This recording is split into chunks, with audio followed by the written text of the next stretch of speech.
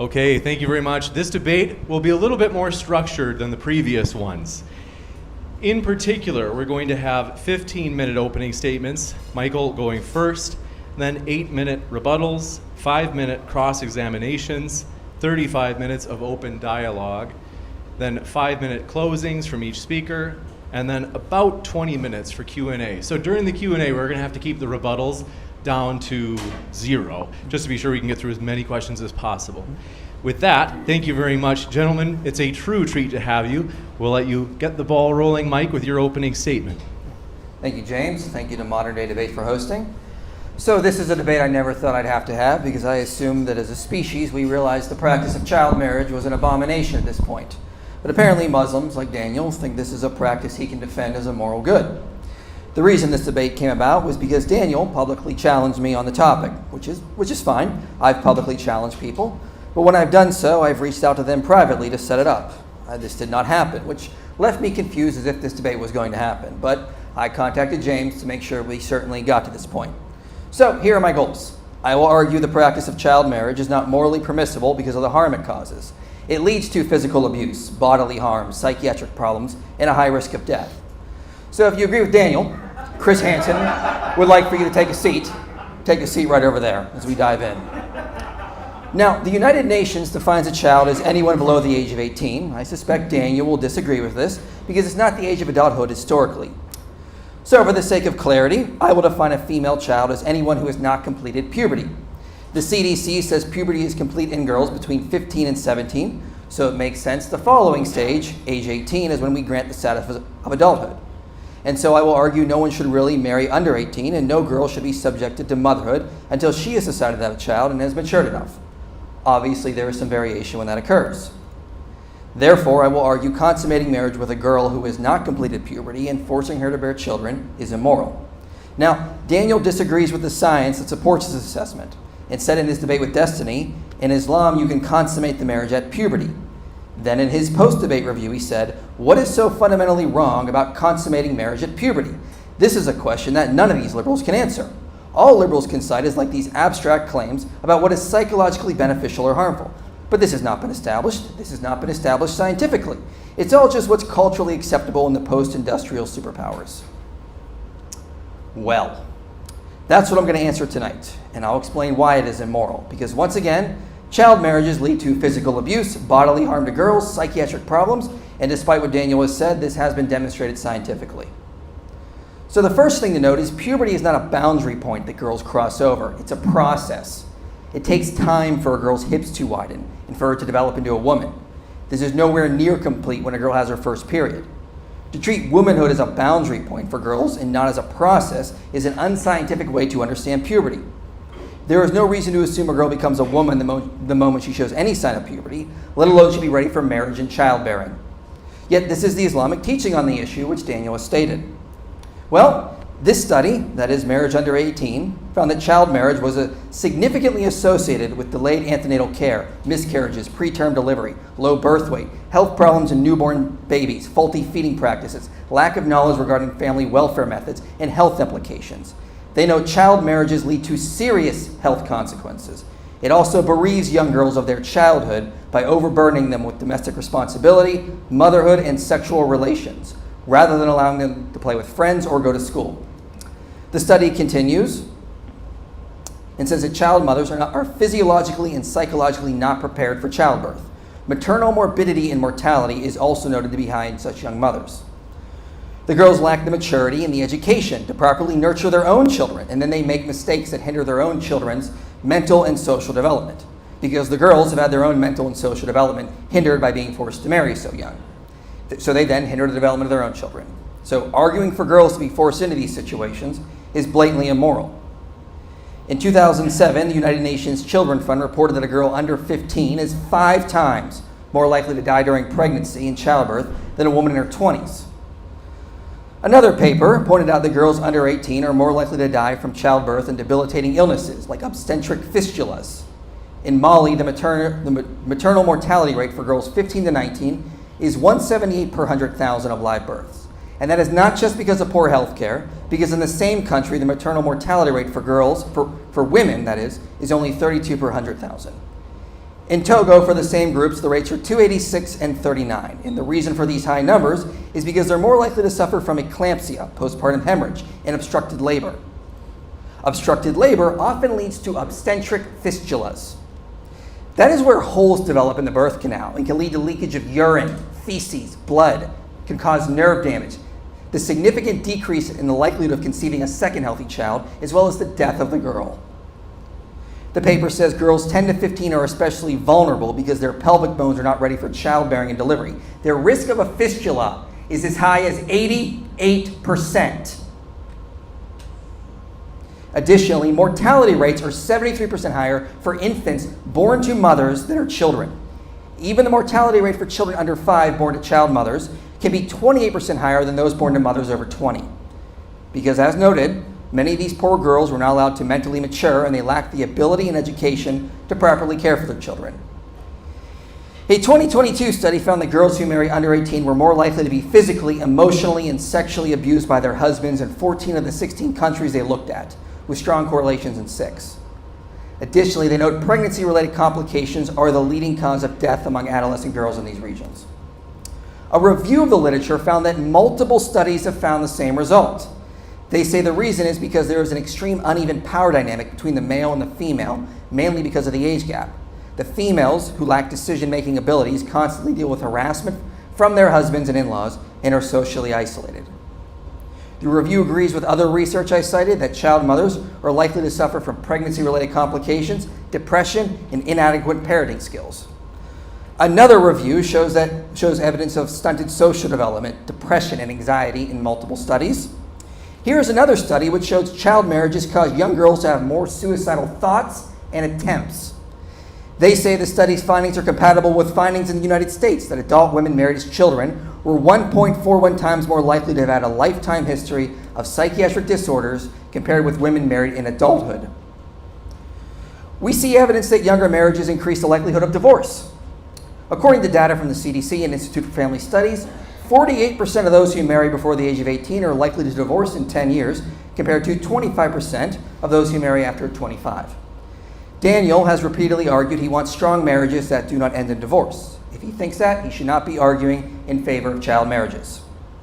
Now, I could go on, but I can find no psychologist or medical expert that agrees that child marriages should be allowed or practiced. They're described in these studies as a human rights violation because of the problems they cause. So there really is no escape from the conclusion. Child marriages likely lead to physical and mental harm. Anyone claiming a society would be better if we force young girls into these situations is either misinformed or delusional. So let's ask why Daniel thinks child marriages are morally permissible. In the same debate review, he said, it's something that has been practiced historically in all cultures. Why? Because you have a limited fertility window that women have to have children, and you value family. You need family, especially in most of the countries in the world, because children are going to work in the home, they're going to work for the family, bring money into your family. You need children, and your society needs more and more children to defend itself because wars are on the basis of manpower.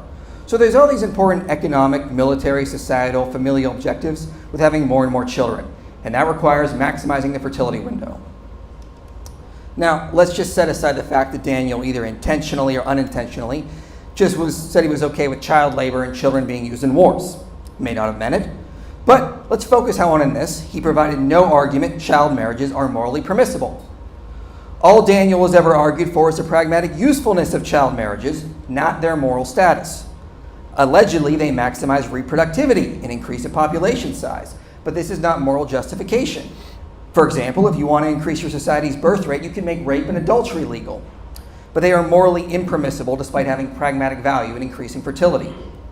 Daniel has to give a moral reason for child marriages given the harm they cause. Do they increase virtue, decrease vice, help young girls to live flourishing lives? No.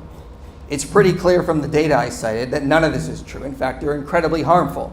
They increase mental health issues, stunt social development, lead to immoral acts like spousal abuse and suicide, and can even lead to physical harm and death.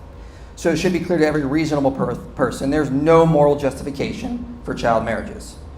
Furthermore, they may not actually help increase the society's reproductivity if they increase the likelihood of death for the mother or and the children. An educated society should outlaw child marriages if they care about their people and their well-being. And most people alive actually understand this. Research shows that child marriages decrease the more people become educated on this topic. But also, if we look at the average age women have their first children around the world, the country with the lowest age is Niger with a mean age of 18.5. So most countries where data is available actually understand it's better for a woman to wait for a girl to become a woman before she's expected to have children. If Daniel was correct, it's beneficial for a society to force girls to have children. Why is it not practiced more? Well, the answer is pretty obvious. It's because most people understand it comes with all sorts of problems that actually harm your overall society. Daniel has also appealed to the past and has argued child marriages were perfectly normal before these Western Christians came along and ruined all the fun they were having with children. Well, first off, on behalf of Western Christians everywhere, you're welcome. But second, although child marriages have occurred in the past in many cultures, it still does not make them morally permissible. And third, studies on the Roman Empire indicate the average age women were married was still in their late teens to early 20s. Like today, many in the past understood forcing a girl to bear children led to serious complications. For the Jews of the same time period, it would vary from region to region, with the Jews in Babylon marrying younger. But the scholar Michael Satlow has pointed out the average age Jewish women would marry was still in their mid-teens to early 20s and after they had matured. Some texts even speak of a woman being ripe for marriage at 20. So if Daniel wants to argue that Mary, the mother of God, was a child bride, I will contest that.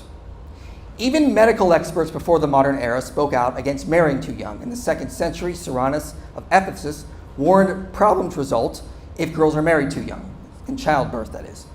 Kim Phillips, in her book, points out that Albertus Magnus advised waiting until after puberty before attempting to conceive children.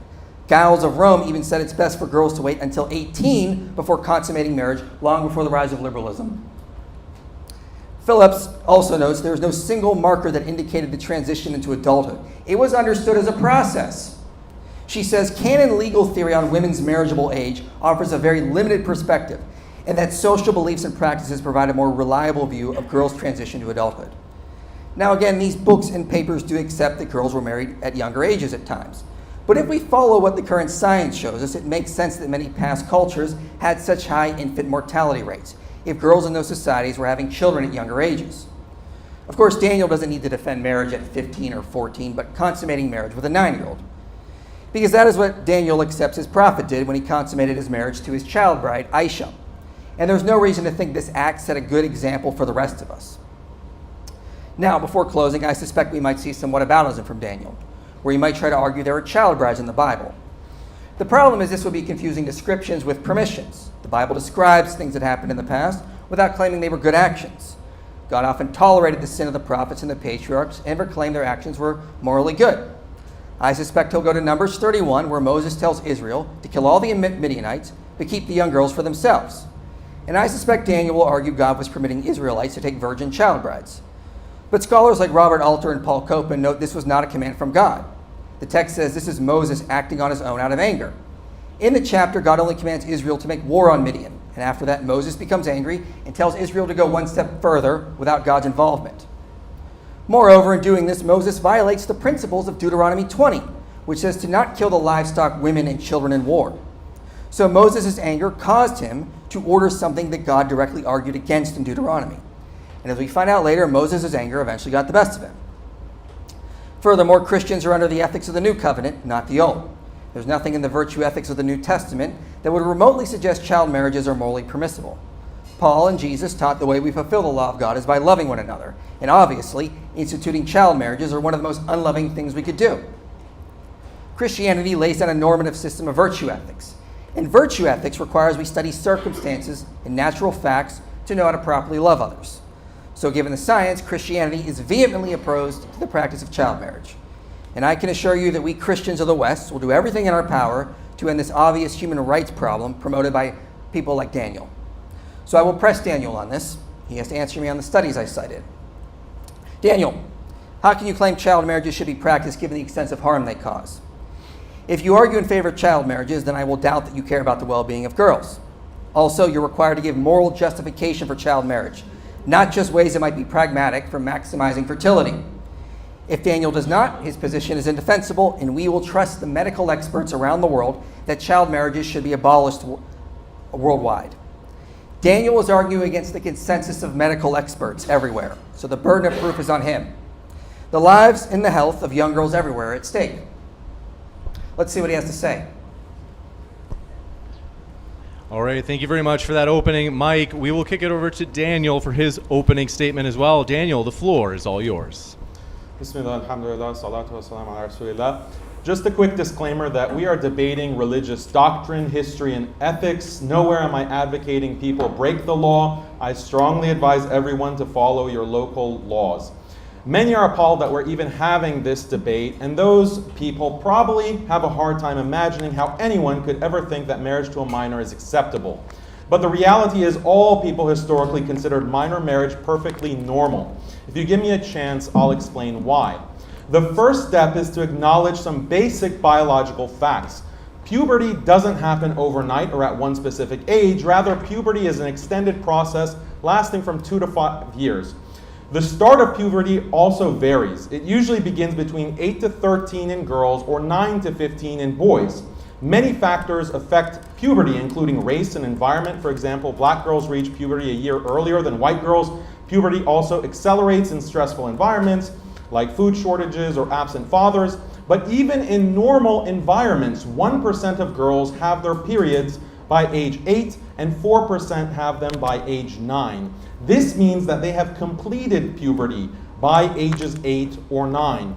Overall, children complete puberty in the 8 to 15 age range and start experiencing sexual desires. Now here's the million-dollar question. How do children deal with those desires? I want all the opponents of child marriage to give us a practical solution for all the sexually frustrated minors out there, because those hormones hit like a tsunami, creating desires that need an outlet. The outlet promoted in society today is an absolute disaster. Kids are taught sex ed as early as 9, and some experts want sex ed in kindergarten. You're barely done with primary school and your teachers are passing out condoms and telling you to get birth control. Between 40 to 55% of high schoolers have had full sexual intercourse. If you include oral sex, the percentages are a lot higher. Many children as young as 9 or 10 engage in these sexual behaviors. Experts say we have an epidemic of sexting, for example, among minors, with 25% of teens texting each other naked pictures of themselves. Educators have responded by teaching children to practice safe sexting. Send naked pictures of yourself to other kids safely. Also included in sex ed is pornography education, because the average age a child sees hardcore porn is 10. It's just become an accepted fact that children watch porn, so let's just teach them how to do it safely. The shocking news recently is that they've started to teach kindergartners how to masturbate. Meanwhile, there's an epidemic of porn addiction that's destroying the mental health and well-being of generations of youth. These are today's socially acceptable outlets for childhood sexuality. Hopefully, all Muslims and Christians here agree that fornication, masturbation, and pornography are not acceptable solutions. Rather, these practices destroy the moral fabric of society and corrupt the soul. But the problem actually goes much deeper. Sadly, much of the sexual activity for minors involves sexual abuse. According to the data, 28% of American children ages 14 to 17 have suffered sexual abuse. Some of this happens in churches, but the majority happens in public schools. According to reports, the sexual abuse of students in schools is more than 100 times the abuse in churches. Researchers conclude that by 11th grade, 10% of children have been sexually abused in school. That means that in America alone, 4.5 million children are victims. And none of this includes other forms of sexualizing children, like drag queen story hour, the rise of pornographic educational material in school libraries, the sexualization of children's clothes, beauty pageants, and on and on. The point is, childhood sexual desire from puberty is an unstoppable biological force. How does one channel those desires is the question, and Western society channels it through fornication, masturbation, and porn. In the best case, and in the worst case, the sexualization and fetishization of children as young as 4. But for the vast majority of history, people of all religions and cultures had another solution, and that solution is marriage. Marriage is the healthy, wholesome outlet for the natural sexual desire that humans start experiencing at puberty. And pre-industrial religious and cultural traditions hold that marriage should be available at puberty. They don't stipulate an exact age for sex or marriage because, again, puberty is highly variable in terms of when it begins. So all religions and cultures have had this solution of marriage, but what changed? Why is minor marriage now seen as this unspeakable crime? To answer this question, let's look at the history of child marriage in the West. According to ancient Jewish norms, a man can marry and have sex with a girl as young as 3. This ruling is found in the Talmud and is based on the precedent set by the Jewish prophet Isaac, who married Rebekah when she was 3 and he was 40, as inferred from biblical passages like Genesis chapter 23 and Genesis chapter 25, verse 20. In Numbers 31, Moses commands his armies to slaughter the enemy, including all adults and male children. However, female virgin children were spared for sex, although some have argued they have to be forcefully married. Whether Old or New Testament, there are many discussions of marriage and slavery in the Bible, but there's never any mention of a minimum age for sex, because apparently this wasn't a concern for the Bible's authors. Take Exodus chapter 27, verse 7 through 11, which permits a father to sell his daughter as a slave, but doesn't stipulate a minimum age. So he can sell his daughters as slaves or as sex slaves from infanthood. Interestingly, this is where the Bible and the Quran actually differ, as the Quran doesn't sanction selling children as slaves. The notion that it's acceptable to have sex with children, whether in marriage or slavery, was standard during the time of Jesus. For example, the Bible doesn't mention the specific age of Mary, but pre-modern Christians held she was quite young when she was married to Joseph and impregnated by Father God. According to the official Catholic encyclopedia, Joseph was 80 when he married Mary. She was 12 at the same time being Joseph's wife and impregnated by Father God.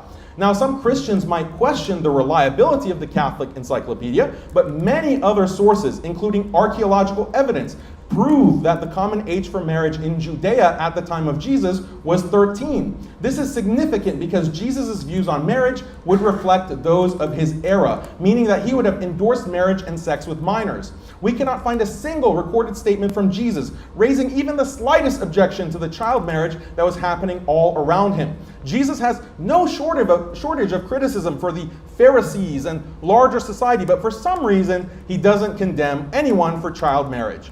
In later periods, some Christians adopted flexible guidelines for marriage that they borrowed from Roman law. Roman law was somewhat unique in setting a minimum marriage age for girls at 12. This was more of a guideline rather than a strict law because there were no legal penalties for marrying earlier. Medieval Christians in the West eventually borrowed the same rule, enshrining it in canon law. Christian women could marry at 12, but in some cases, especially among aristocrats, they married as early as 8 or 9.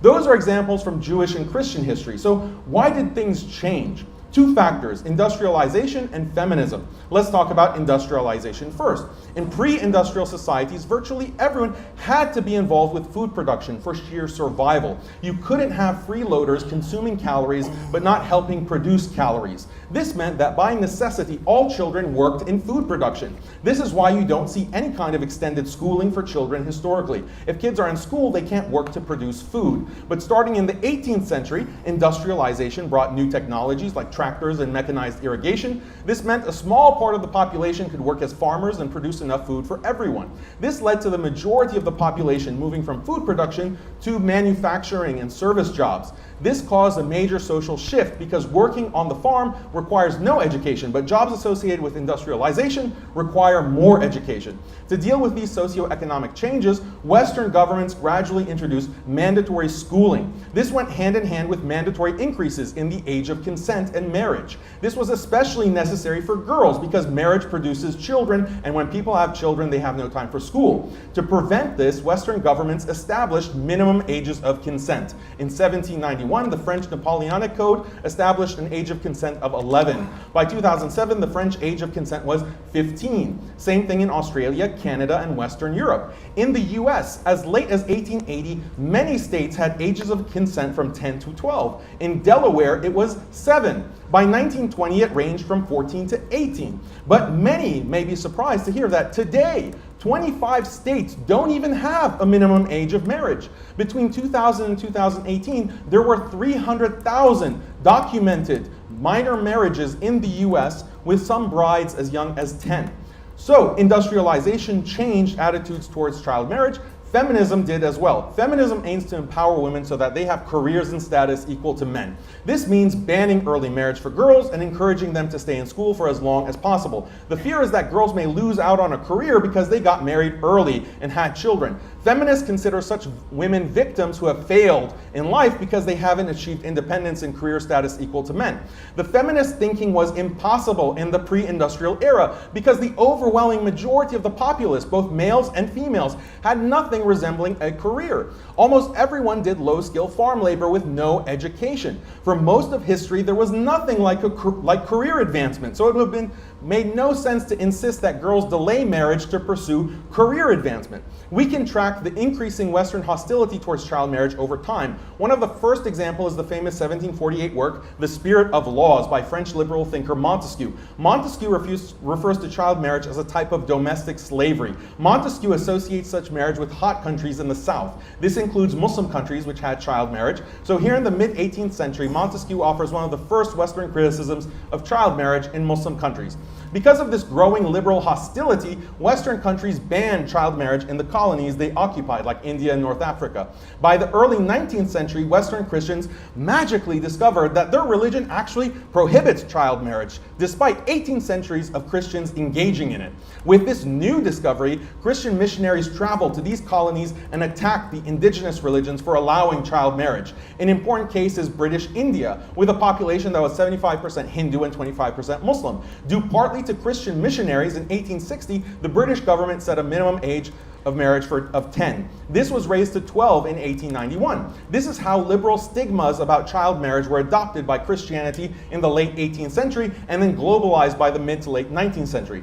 This brings us to pedophilia. Pedophilia is not an ancient concept. The first documented use of the term is 1906. Pedophilia initially means a psychiatric disorder in which an adult fantasizes about or engages in sexual acts with a prepubescent child. Gradually, pedophilia came to mean any adult who has sexual interest in a person below 18, the age of consent. And of course, the age of consent is artificially set to match mandatory schooling ages. So in essence, the pedophile is someone who has graduated, who is sexually attracted to someone who hasn't graduated from whatever amount of schooling the state has mandated. Now, many will claim that child marriage causes psychological harm. It's interesting that pre-modern people understood trauma and the emotional damage that can come from certain sexual behaviors like sodomy and prostitution, but there's no evidence that anyone in pre-modernity viewed adult-minor relations as traumatic. Even modern research casts doubt on the existence of psychological trauma from adult-minor sexual relations. Psychologists Bruce Rind, Philip Tromovich, and Robert Bosserman have published meta-studies critically analyzing this. What they discovered is that while there can be problems in some cases, there's no inherent harm with adult-minor relationships. The only harm comes from it being socially taboo in current society rather than anything objective or inherent. These psychologists received backlash, as you can imagine, and we can dive deeper into the studies later, but the point is the claim that minor marriage is bad because it objectively causes psychological harm is unproven. So it's bizarre that anyone should depict new modern norms on pedophilia as obvious or eternal invalidity. Such norms were literally inconceivable in the pre-modern period for the many reasons I've mentioned. All this is why attitudes toward child marriage have shifted historically. The burden is on my opponent to give a better explanation for why there was such a radical change in attitude starting about 300 years ago. If child marriage is this objective and universal evil, please explain why 99% of humanity throughout history was blissfully ignorant of this. This is even more of a burden for my opponent to explain because he's a Christian who believes in revelation. Why doesn't the Bible condemn child marriage? The Bible condemns homosexuality, which hasn't been as commonplace historically as child marriage. Was the author of the Bible simply ignorant? Or is it more likely that the author of the Bible is fine with child marriage? That's certainly what countless Christians throughout history believed and practiced. Now I want to take things one step further. Not only do I believe that minor marriage was acceptable in the past, I also believe that it's an institution that society abandons at its own peril. The fact of the matter is, children hit puberty in the 8 to 15 age range. When puberty hits, they biologically experience strong sexual desires, and they'll express this one way or another. Either they'll express it within the safe, stable bonds of marriage, or they'll express it through masturbation, hooking up, sexting, porn use, or worse. Those are the only two options. Any country that denigrates marriage for adults will inevitably encourage sexual liberation and promiscuity for adults. Likewise, any country that denigrates marriage for minors will inevitably encourage sexual liberation and promiscuity for minors or children. The unprecedented degeneracy we see in society today is a direct consequence of preventing marriage for minors. Christians of all people need to wake up and see what's right in front of them. And ultimately, this is why we all need to appreciate Islam and the example of the Prophet Muhammad sallallahu alaihi wasallam. In his marriage to Aisha, the mother of the believers, he has provided a timeless example of this institution, which is so desperately necessary for all societies. Thank you. Thank you very much. We'll be going into the rebuttal section next. Mike, I have the timer set for you for 8 minutes. The floor is all yours. All right, well, I think I did a pretty good predicting what Daniel would say in his opening statement based on what I just heard there. Let's talk about some of the things he said. So he said it was perfectly normal before, again, Western Christians came along and ruined us. No, Michael Flynn notes in a European demographic system that the average age people would marry between 1500 and 1820 in Europe was 25 to 26. Brent Shaw notes in his paper, The Age of Roman Girls at Marriage, that in Tuscany, girls would marry between 16 and 21 on average, in Florence, 15 to 19. Rudolph Bell notes that in Italian communities in the 19th century, they were marrying within their mid-20s. Peter Laslett says that in England, the average age that women were marrying was 22. And that was in the 17th century. Piotr Gaswowski says in The Origins of the European Marriage that the average age women were marrying in Poland in the earlier periods was around 20. And again, you can also read Kim Phillips' book, Medieval Maidens, average age women were being married, again, late teens to early 20s. But you brought up Bruce Ryan. I've been waiting months for you to bring up Bruce Ryan. Oh my goodness. Okay, so let's talk about Bruce Ryan here for a little while. Bruce Ryan, for example, that's probably the same paper you referenced in your the debate review is Harris Sultan, hebephilia as a mental disorder. He says, for example, on page 7, child sexual abuse researchers have repeatedly maintained that hebephilic interactions are innately and intensely harmful for the younger person, and then he cites his own research to demonstrate that. So he is directly arguing that this is harmful to children. What he's basically saying in his paper is that the active partner, the human, is not suffering from a mental disorder like schizophrenia. It's something that naturally arises in humans, just like humans naturally steal, murder, and rape. That doesn't mean it's useful or good. He describes it as a harmfully mismatched, neurologically evolved traits on page 6. But what Daniel's not told you about this paper, even though he's been citing it as far back as 2019, is the paper mainly focuses on homosexual hebephilia. He is trying to say that is not a mental disorder. He says it's been pervasive in numerous cultures around the world. He's got a table in his paper that's 4 pages long of how homosexual hebephilia has been practiced around the world in various cultures, including Islamic societies. To quote from page 15, male to immature homosexuality was pervasive in Islamic societies from the 8th to the 19th centuries. Boy attraction was seen just as normal as heterosexual ones. Main interest was in boys early to mid-teens, peaking at about 14. The appeal vanished with the beard. Adult men were scorned if they were passive partners because manly behavior was to be the active. Staggering amounts of love poetry show an obsession with boyish beauty, seen as comparable to women's as well. Poets attracted to boys constitute a who's who. Desire for boys, but not behavior or lust, was permissible under Islam, but behavior was common nonetheless. Impermissible. The tradition eroded in the late 19th century in reaction to Western abhorrence and efforts to modernize.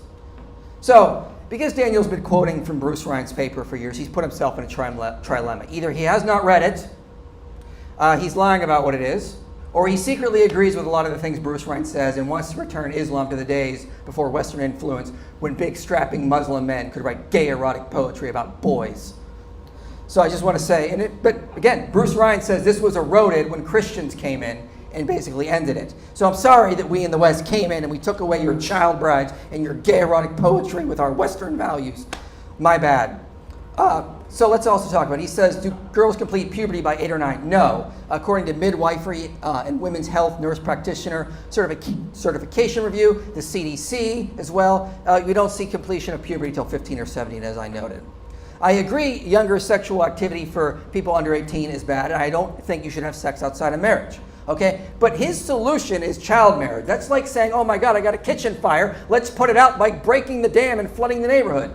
We don't solve a problem with a bigger problem. I cited numerous studies showing how every expert around the world agrees this is harmful to children. This is harmful to their offspring. This should be abolished worldwide. He says we have to talk about channeling desires. Well, you need to remember, as you're developing as a human, your brain is developing, and researchers describe it as being plasticity. As you're developing, your prefrontal cortex is developing, and that's the part of your brain that controls inhibitions. If we have a child who deals with rage, we don't say, well, you got to deal with that right away by just going around beating people up. We tell him to control his inhibitions.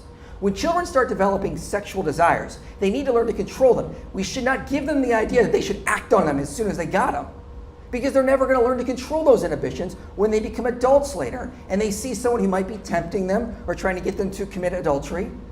We got to learn to control these desires. This is why we slowly develop with a plastic brain, plasticity, and we learn to control our inhibitions. They need to be trained as the prefrontal cortex is developing. He cited the Talmud, but the Talmud, for example, I hope I'm pronouncing this right, Kiddushin 41a says that it's forbidden for a man to marry off his daughter when she is a minor until she is well grown.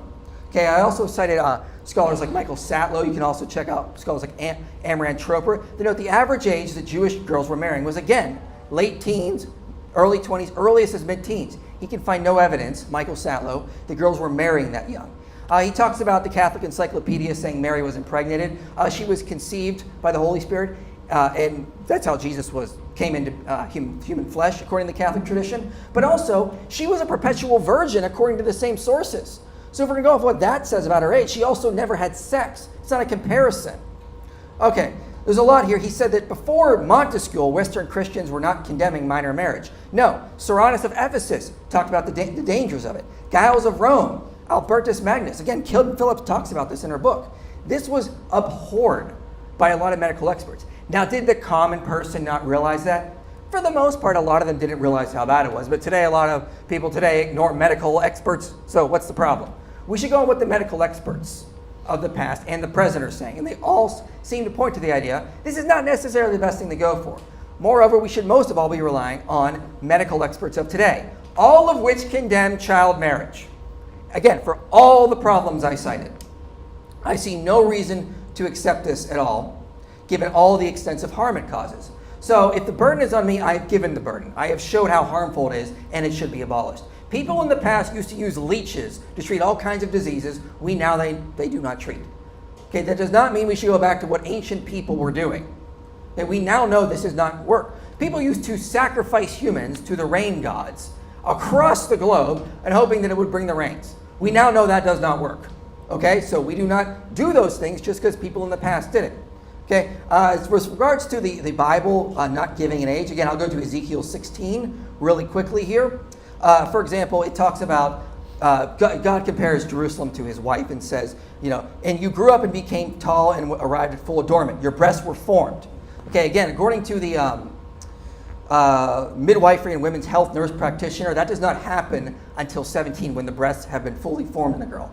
And scholars like Robert Alter, Mark Rucker, Rolf Alexander all note this is talking about after puberty. So God is sort of setting the standard that sex or lovemaking comes a period even after puberty, because it says that God even passed by her again after the breasts had fully formed. So there's another period of waiting. And again, this is what I can see from scholars like Peter Gentry, Andrew Mine, T.M. Lemma, Stephen Wellham, David Gundel, Ralph Alexander, Robert Alter. All of them are pointing to this. And I'm out of time. Thank you. Thank you very much. We'll kick it over to Daniel for 8 minutes as well. So Mike here is misunderstanding the argument. He's citing some average ages from different societies, like in Rome at a certain period it was 16, in another place it was 20. My claim is not that at the average age of marriage is 9 or 12 or 13. My claim is that child marriage was practiced and was acceptable in all of these societies. Yeah, in some societies the average age was higher, but it's the average, meaning that there is a proportion that are marrying even younger than those averages. Find me any society, pre-industrial society, that has a categorical prohibition of child marriage. You have failed to do that.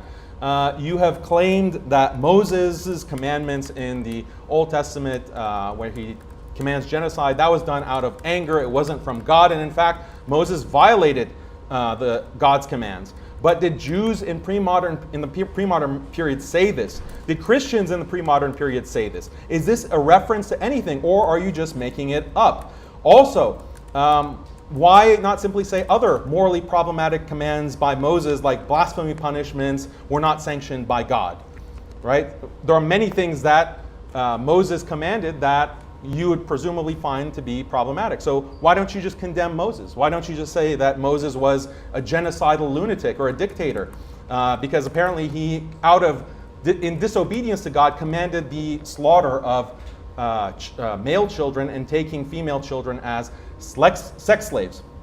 You made a big argument about maternal morbidity for girls between ages 15 girls under 18. But the reality is that the maternal morbidity, according to the National Health Institute, from age 15 to 19 is about 1%. And that is right in line with the mortality for women in their 20s and their early 30s, which is also 1%. The maternal morbidity rate actually doubles after age 35 and spikes after age 45 and reaches as high as 70% for women over 50. So if you're really concerned about reducing the amount of mothers dying in childbirth or forming these fistulas, all of those are things that can happen after 35 and 40 at around the same rates as girls as young as 12 or 13. So are you in favor of banning women over 40 from having children? Other people are also more likely to deal with disorders affecting fertility, like endometriosis or uterine fibroids, and studies show that risk of miscarriage is about 10% in your 20s, and your risk goes up 53% in your 40s, as I mentioned. So this is all things that you should be in favor of banning, because these are parallel to any kind of complications that happen at the puberty age. So let me see. What else did you say?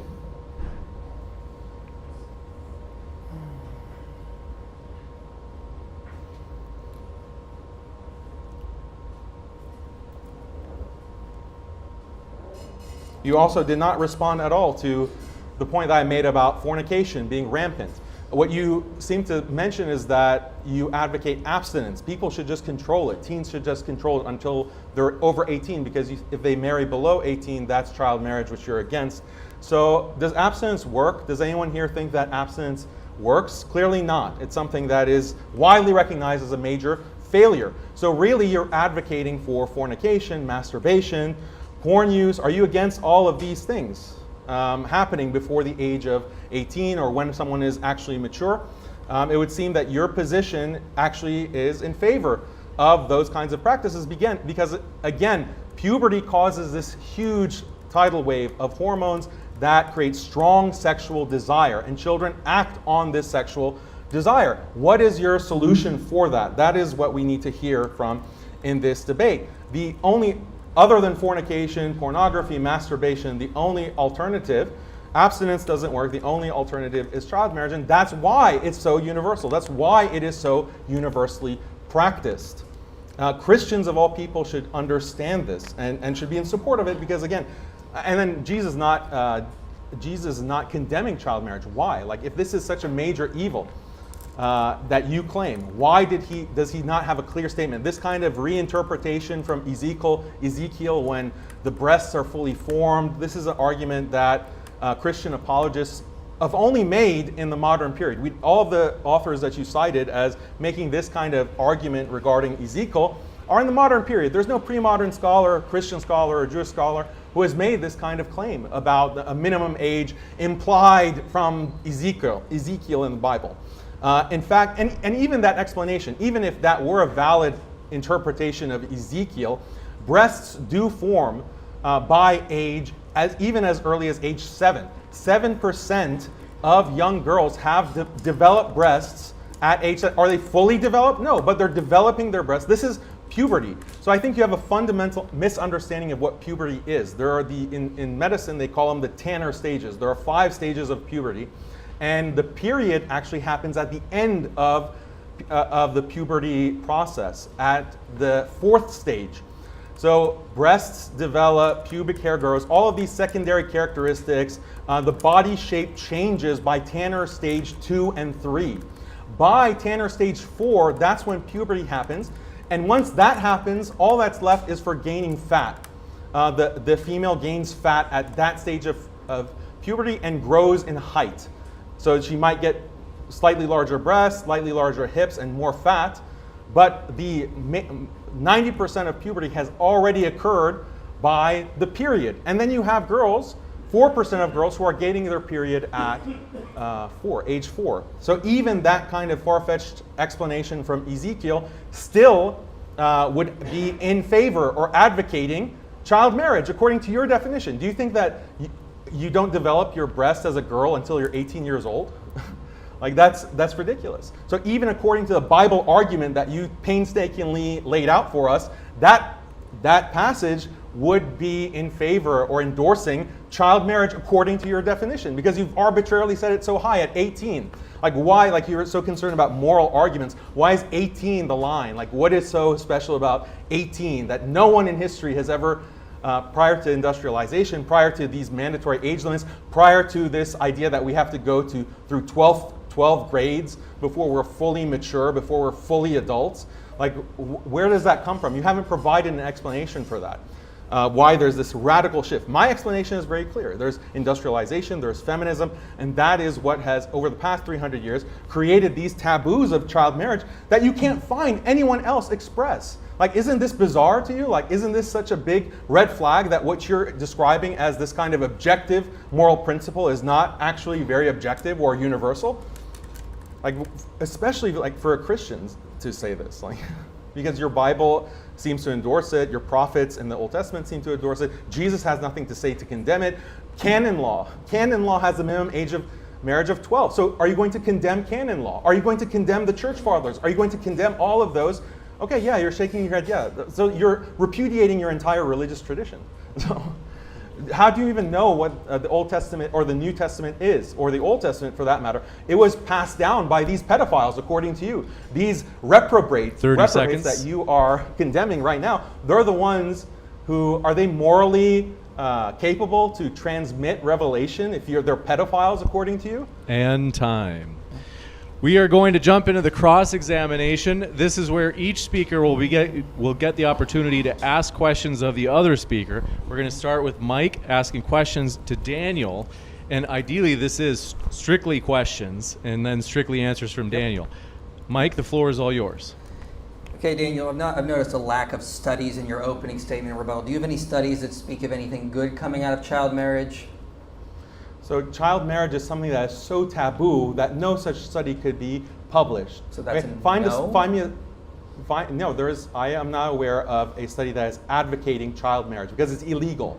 It's something that's illegal in Western society because of the mandatory schooling ages. So there are no studies that can get funding to advocate something that's illegal. Are you aware that most of these studies, and many I cited, were actually done in places like India or Sub-Saharan Africa, Middle East? Those studies are funded in the West by Western universities. You mentioned the period comes at the end of puberty. Are you saying someone can marry and have sex with someone prior to getting their period?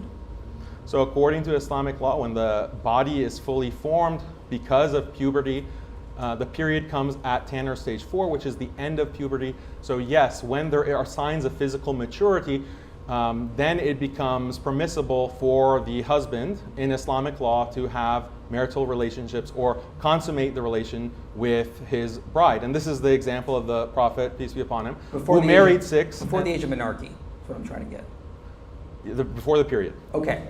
I thought your argument originally was this is about maximizing fertility. That's why we need to have child marriages. How can you maximize fertility before a girl is ovulating and menstruating if it's years before then? You're telling me that, what I'm trying to get at and trying to ask is like, so you can have sex, marry and have sex with a girl years before she has her period. If that's the case, how is this about maximizing fertility and not about just sadistic pleasure? Well, I didn't make an argument about maximizing fertility, but I'll still give you the courtesy of addressing your question. What evolutionary biologists suggest, like David Buss, is that this kind of attraction and wanting to, because they've done studies where they show body outlines without ages of females, and they show a body outline, like a silhouette of a female at age 12, 13, 14, 15, 16, and they ask adult men, which body type do you find most attractive?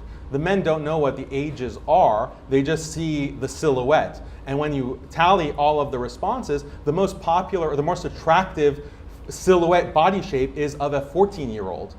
So that's something that is explained evolutionarily. I don't believe in evolution. I know that you do. But they explain it that this is an adaptation. Because if you can start fertilizing a female as soon as she's showing signs of an imminent fertility, the period, menarche, then that will maximize, because you secured the female right at the beginning, the start of when she will potentially. But you can still have sex before you can start maximizing fertility, right? When the body is physically mature, according to Islamic law. Do you know what precocious puberty is? Yes, I do. Okay, what is it? It means starting puberty unusually early, like Can beyond you have, averages. Is there anything in Islam that prevents you from a man marrying a 5-year-old that started precocious puberty? No, marriage can happen, you can arrange a marriage even as an infant, but that doesn't mean that sex is allowed. But could a man have a marriage to a 5-year-old, consummate it if she started precocious puberty? If she starts showing signs of physical maturity, then yes, that's permissible, as I stated. That's what about the age principle. 4? If there are signs 3. So this is something that becomes biologically impossible, because precocious I have puberty, a study there are that shows no. it goes as early as 11 months. All right, well, that's something that the parents would not. See, the thing about Islamic marriage is that parents are involved at these ages. And when you look at the marriage of the Prophet, peace be upon him, to Aisha, her parents were involved. And so she was not living with the Prophet, peace be upon him, even though she was married to him. So the parents have oversight. And sometimes a qadi or a judge can have oversight if the guardians are not capable, to make sure that the rights and the physical well-being of a child are not, or a minor, are not harmed by that marriage. What about, because you've tried to justify sexual slavery after a war. So what if a man finds a 7-year-old, let's say, started her period, could he take her back as a sex slave? So that's a whole different debate on slavery and concubinage. I'm just talking about the minor aspect. Would that be fine? Yeah, so if a girl is any age, she can be taken as A sex slave, right? Yeah, as opposed to being left to die after war. So women can't take care of themselves. They would need to be taken by the men because they're too capable of caring for themselves. Only about 10 seconds left. Yeah, a 4-year-old, a 7-year-old, an 8-year-old. No, I'm talking about the women and the children. Yeah, this is the topic of sex slavery, which is also endorsed in the Old Testament and practiced by Moses and other prophets like Joshua. So that is a practice found within the Bible. It's found within Islam, within the Quran, and it's practiced, again, universally. And I'll give you a chance to wrap up that sentence, and then we got to go to the next portion. Yeah, so if you want to condemn Islam for these kinds of practices, you have to condemn Christianity and your entire religious tradition for exactly the same practices, if not worse. So I don't see the logic of this. We'll jump to Daniel asking questions of Mike. This is going to be 5 minutes as well. Daniel, the floor is all yours. Right, do you think fornication is prohibited? No. So you think fornication is allowed by God? Oh, no, sorry, I misunderstood. No, I do not think fornication should happen. Okay, so God has prohibited fornication. Yeah. Yes? Okay, clearly in the Bible. Sex outside of marriage is wrong. And it's condemned by God. It is condemned by God. Okay, so which scenario is more immoral? Okay, I'm going to give you 2 scenarios. Scenario 1, a 10-year-old girl who has completed puberty gets legally married with the consent of her parents to a good believing Christian man who is 25 years old. That's scenario 1. Scenario 2, a 10-year-old girl has a 10-year-old boyfriend and they fornicate whenever they want. Which is more immoral? I don't have to answer that because that's an either-or situation. I say they're both one or immoral. the other. Which one is more No, immoral? both are immoral. Which one is more immoral? Both are immoral, Daniel. So fornication is happening rampantly. Do you have the same kind of feelings of that being evil and wanting to stop it, and you put that big slide about Christians are going to stand against child marriage? I can also put a slide up that says Christians are going to stand against fornication that's happening rampant throughout society. Yes, we condemn it. Where? I'm condemning it right now. Hear me. I'm condemning it. Okay.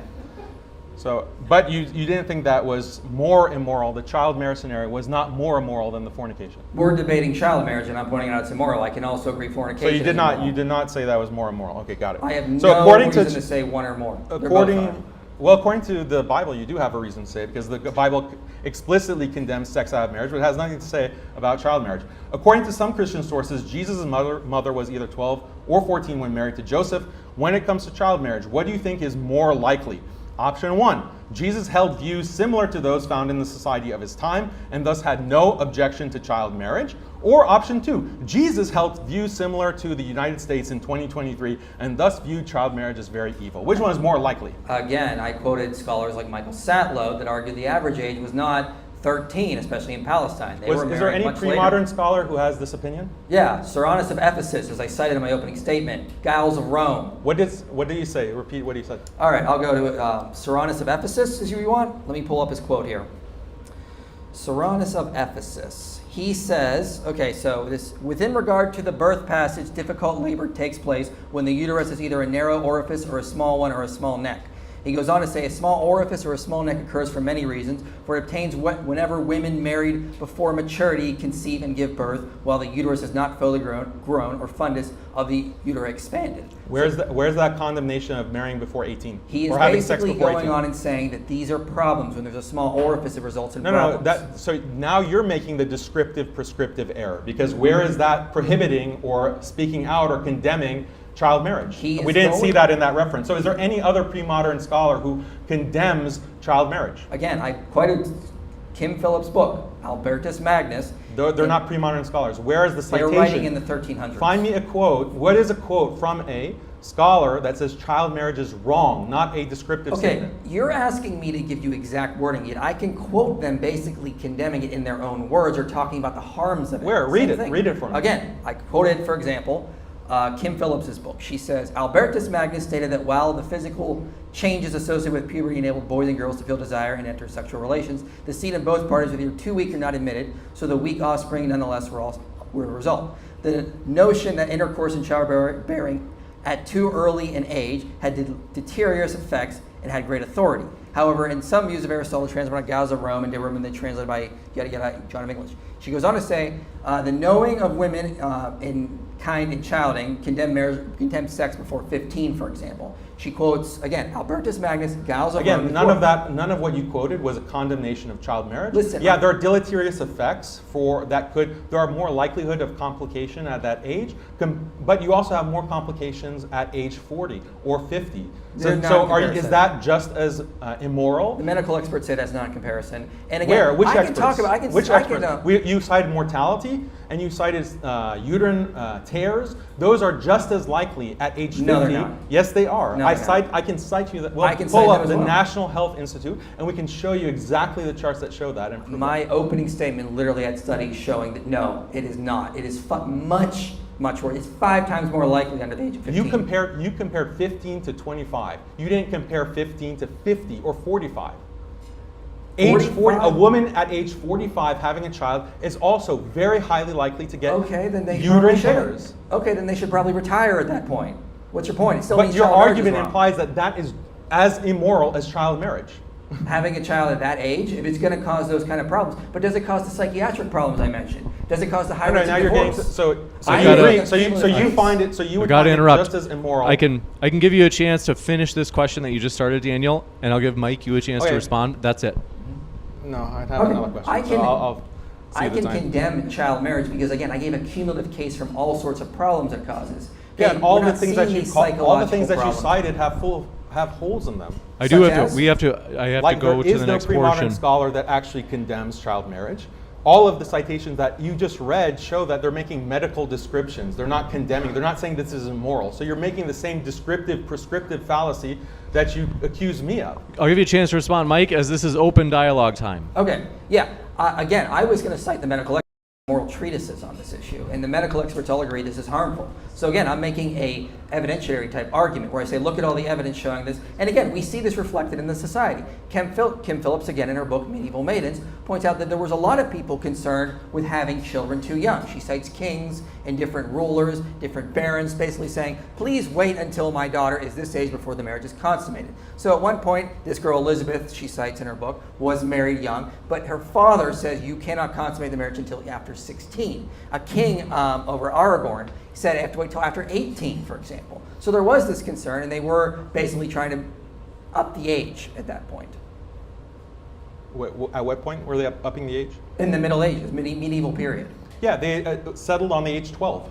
That was the minimum age. No, Kim Phillips That's says in canon law is not a good representation of that. She says canon law is very limited understanding what was going on. It's like today citing that in... Well, so cite me another example of a law that prohibited marriage. I never said it was necessarily prohibited. I'm citing cultural aspects. Okay, so that's my point. It was not prohibited. The debate is not, did people in the Middle Ages allow child marriage? I agreed in my opening statement, yes, they did. And it was still harmful when they did. And a lot of people at the same time were like, hey, maybe we should up the age. And they were encouraging girls to wait many more years. Yeah, but the debate is about the acceptability and the morality. So you have to explain why is 99% of humanity engaged in this grave, grave evil. Why is 1% of humanity in the modern period, magically, only within the past 300 years, suddenly discovering, oh, this is such a terrible, traumatic thing. This is so evil. There's so much harm coming from it. When you cite medical experts, for example, this is an important point, and you say that, oh, well, there is these harms that come from sexual relations with minors at the age of puberty or right around that age of pubescence, those are likelihoods. When you say morbidity, mortality, those are likelihoods. And if you're going to pin your argument on medical harm, then there are all kinds of sexual behaviors that cause medical harm. I cited having sex or being pregnant and having children with women over 35, over 40, over 50. Those are also extremely harmful. So if we take your moral argument, all of those kinds of sexual acts and reproduction should be also outlawed and should also be considered a grave moral evil. What about sodomy? What about, you should be in favor of laws that ban all of those practices. Can I respond to two things there? For one, you said, why should we not ban it if it's harmful? And the other one was like, it's been so pervasive in cultures. Well, again, let's go to your own source, Bruce Ryan,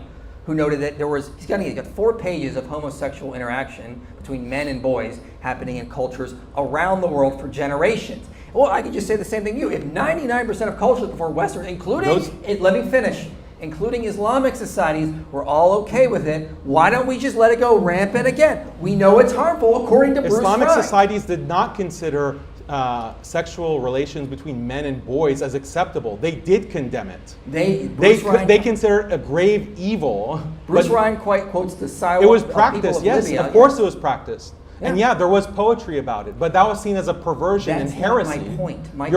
You're ignorant about Islamic history. That's not Islam my point. has a complete rejection and prohibition of any you kind of let me homosexual actually behavior. respond to some of these points. But you're making this claim that is nonsense. Let me respond. Go ahead. Okay, first of all, my point was not that Islam did not condemn it. I agree Islam condemned it. I quoted Bruce Ryan saying that. My point was, again, you're saying that child marriage was so pervasive, therefore, what's wrong with it? Well, again, homosexual hemophilic interaction was just as pervasive according to your own source. Where does it say that's more pervasive? Where does it say that was equally pervasive? Where does it say that? He literally says this throughout his page. Look, this is child marriage is as pervasive as... He does not bring up child marriage.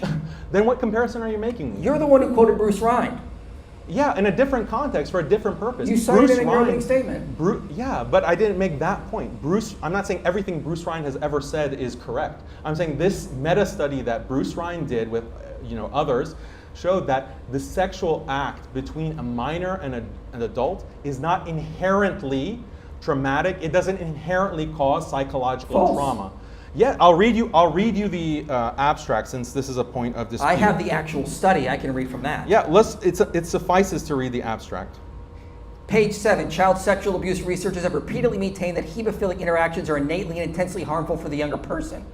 That's what he's disputing. That's what the study No, that's what he's saying, and it's true. No. Look, here's what it says. Many laypersons and professionals believe that child sexual abuse causes intense harm, regardless of gender, pervasively in the general population. The authors examined this belief by reviewing 59 studies based on college samples. Meta-analyses revealed that students with this kind of child sexual abuse were on average slightly less well-adjusted than controls. However, this poorer adjustment could not be attributed to the sexual interaction because family environment was consistently confounded with that behavior. Family environment explained considerably more adjustment variance than the actual sexual act. So what he's saying, to summarize, is that you can't isolate the sexual act. what's happening is children are getting molested, children are getting abused by their family members or in this bad environment, and that bad environment or this abusive parent, that's what's causing the slightly lower adjustment levels or the trauma. It's not the sex itself. It's not the sexual act itself. And again, Rind is not looking at marriage. He's not looking at these kinds of relationships that have existed, again, throughout history. You're right, he's not looking at child marriage, so I don't know why you've been citing him for 4 years. But again, he says, what he's saying in his paper is that it's not harmful to the active partner. It's not a disorder. It's not like schizophrenia. Not but this he study. does say Not it is this. harmful. Where did this study mention the active partner? The abstract that I just read. You got to read the actual study. You're He not says even, on are you page studying 7. the same study? What's your study? It's the Tromovich, Rind, Tromovich, and Brosserman. Yeah. I'm studying, From you're studying the 1998. 1998 one? Yeah. Okay, I'm studying the one you said in your Harris Sultan one. Now the problem Why are with you that- debating a previous debate? Like, Because debate me in this debate. You bring up stuff that your opponent has cited. That's how you prepare, Daniel. Now the No, problem you with that debate study the opponent. is it's an outlier. What he brings in the opening statement, That that's what you study should you debate. just cited is an outlier. Anna Sattler notes their findings in her book Predators.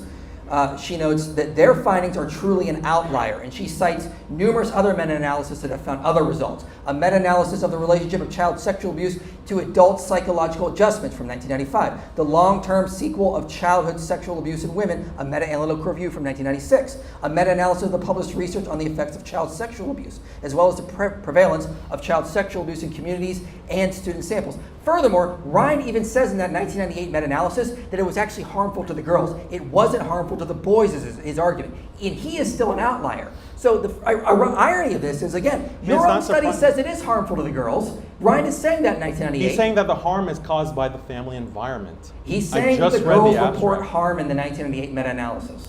Yeah, and he attributes that. He does a correlation analysis, and he finds that it's more correlated with the family environment as opposed to the sexual act. That's why this study was so controversial. That's why it was one. And an outlier. Yeah, of course it's an outlier, because look at the stigma. Like, look at the social stigma. Like, if you want to live and die by these psychological studies, then all the psychological studies right now say that, like the dominant studies all say that if a child at age 4, a boy feels like he's actually a girl, then he should be put on hormone blockers and perhaps even get sex change surgery. So do you accept that? Do you agree that psychological conclusion? No, and I think there was actually research that challenged that. But again, we're Where? talking about child marriage. Do you disagree that the dominant research says that I do not agree gender affirming care is necessary for. Okay, so you disagree. So in some cases, the dominant research can be false and very wrong, right? Where's the evidence that's the dominant research? What studies? Okay, so you're disputing that the dominant research today in psychology says that gender affirming care should be provided to children as young as 4 years or 3 years old. You're denying that. If you're doubting research, why are you even citing Bruce Rind to begin with? Are you just cherry picking the ones that support your view? I mean, you could just say, we can just doubt it when it's useful for us, or I'll just pick Bruce Rind was useful. I'm just countering the point that you made that whatever is the dominant claim about a certain topic, then we should just take that and ignore other kinds of factors. I'm not making a simplistic, like all you're doing is caricaturing my arguments. Like, oh, Daniel says that child marriage was common, therefore it's okay. Like, that's not my argument. You're caricaturing what is your argument that it is okay? My argument is a challenge to anyone who claims that it's not okay to explain why the attitudes shifted so radically. One of the reasons why the attitudes changed so radically is because of industrialization, is because of feminism. That explains the radical shift, not something inherent. What study shows that? Many studies. Look at what this. study shows that the reason we started condemning child marriage was not because of the medical The experts Anthropology of Childhood by David Lancy. That. Discovering Invention in the History of Adolescence, published in the Journal of Adolescent Health. Children and Adolescents as Sexual Beings, a Historical Overview by Vern Bullough, 2004. How many more studies do you want? Okay. All of these studies show that these practices were pervasive. All you did to respond to that is, oh, the average age was 22 at a certain point in Europe. Like that's your counter. My question was, where does the evidence? Do these studies say the reason we started condemning child marriage was because of industrialism and feminism? Do they say that? Yes. Read them. I cited Montesquieu, the first Western expression against child marriage happened in 1748 with Montesquieu. Because again, I have medical experts saying the reason it should not be practiced is because of all the harm it causes. Mental, physical, emotional, sexual. We talked about every single factor, and your arguments don't make any sense. Like what? Like the fact that, okay, there's some likelihood of physical harm, like 2% chance of mortality for a child at age 12 or 10. You have the same mortality rate for a woman over 40. No, girls to ages 10 But you to have 15 no problem. You are have no especially problem with vulnerable. women over 40 having sex. No, if they're going to cause problems and the medical experts are telling them not to have children, they should listen to the medical experts. I'm perfectly consistent if there were a with that. taboo against women over 40 having sex, I bet the medical experts would say, oh, look at the mortality rate is the same for 12-year-old and 40-year-old, so therefore both should be condemned. Most But you don't women see at that. point are basically hitting menopause, and so they can have sex just fine in their marriage without risking that kind of thing. Well, we're talking about women who get pregnant, so Okay, they haven't well, hit if they're menopause. medical Their risk of expert- mortality, the normalized risk of mortality for those women is higher than women If who their are doctor tells them at not puberty. to, then they shouldn't. Quite Yeah. simple. Okay, but why are doctors condemning one type? Do you think it could be, why are doctors condemning one side of the spectrum? Could it be because of social stigma? Because of being illegal? No, it's because of the medical Because experts. your argument basically boils down to medical researcher, child marriage is immoral because it's illegal. No, That's it's- begging the question. We're asking, why is it illegal? Why is there a social It stigma? causes severe mental and physical harm. Where's the Increase- evidence for that? Did you pay attention? The physical harm, whenever I cite, you keep repeating physical harm, and I say the same kind of physical harm occurs with women who are over a certain age. And then you hand wave that and say, oh, well, but doctors aren't talking about women over 40. Well, Again, why not? If a doctor tells a woman over 40 she should not have children because it can increase her risk of death, No, serious why? injury, You're then changing no, the she scenario. should not have. She You're should changing not the be having a scenario. child. Why are doctors writing so much about mortality at this bottom end of the age spectrum, but not at the top age of the age spectrum? That's what you're not explaining. I have an explanation. It's because of the social stigma. Okay, because again, the research shows that women at this age, they're still psychologically and emotionally developing. When you force them into marriages too young, they have increased anxiety, depression, psychiatric disorders, increased risk of suicide. They're more likely to die. They can't raise children properly because they've not been educated enough. They've not been able to mentally mature enough. So again, the studies I'm citing show you have an increased risk of death for even their offspring and how they're raised up to the age of 5. The rate of psychological maturity is also very contextual. It's very environmental. Children who are, or women at age, 12-year-olds in Africa or 10-year-olds in Africa today are considered adults. Like this category of adolescence is something that is a modern Western construct. The because research I you cited don't was done have, in Africa. Yeah, I know. So that's that kind of stigma that's attached from the West. That is what affects these health outcomes. Then why do they have the same problems in there? Like, why do they have the same problems? What problems? The higher rates of depression, suicide, mental disorders, psychiatric issues, they're all having these. And in fact, we also see increased risk of intimate partner violence. Again, I need to see like what those studies are because there is such a huge bias with the UN and global liberalism that is imposing this kind of You heard it here ban first, on folks. It's a child- conspiracy. Oh yeah, because liberal powers have never conspired to impose their values on the rest of the world. Yeah, Right? well, we because just the liberal West never made up stories about children being abused in Afghanistan to justify bombing them You think or all going to these- war, invading Iraq because of the weapons of mass destruction that we know Saddam Hussein had. The West never has any kind of conspiracy theory to go and invade and bomb and colonize and take over Muslim or non-Muslim lands, right? So all my studies That's are all conspiracy. All my studies are a conspiracy. I cited so many studies that go directly contradictory to the things that you What cited. studies did you cite mention child marriage? Modern studies on the effects of it today. We'll read them again. The I would like- Anthropology of Childhood by David Lancey. study. Discovery and Invention in the History of Adolescence. History? Journal of Adolescence. Yeah, today is part of history. I'm talking the about a study historical that is a- progression. You can't get funding to show. Can you get funding to show that child marriage is a great thing? Well, probably, yeah, outside of the U.S. in certain countries, but they all find harmful effects. Outside of the U.S., you don't have research universities. All of the research universities in the Muslim world, for example, are funded by Western grants. So no, and they're deputized, and those universities are deputized to push UN standards, Western liberal standards. So you think there is a massive scientific conspiracy to fund institutions around the world to show child marriage is harmful? Do you realize that there are all kinds of research, again, that shows that gender-affirming care needs to be given to children at age 4? Yes, no, the dominant research shows that you need to give this gender-affirming care to children as young as 4. And increasingly, you're not going to find any studies that contradict this. Why? It's because of a conspiracy. 2 reasons. 1, there is research that can test that. And 1, this is a very recent thing. It's not been studied that much. Child marriage has been practiced and studied for decades. We know the effects. You're comparing apples to oranges. It's been taboo and it's been illegal for centuries in the West. Yeah, good thing, because of all the harm it causes.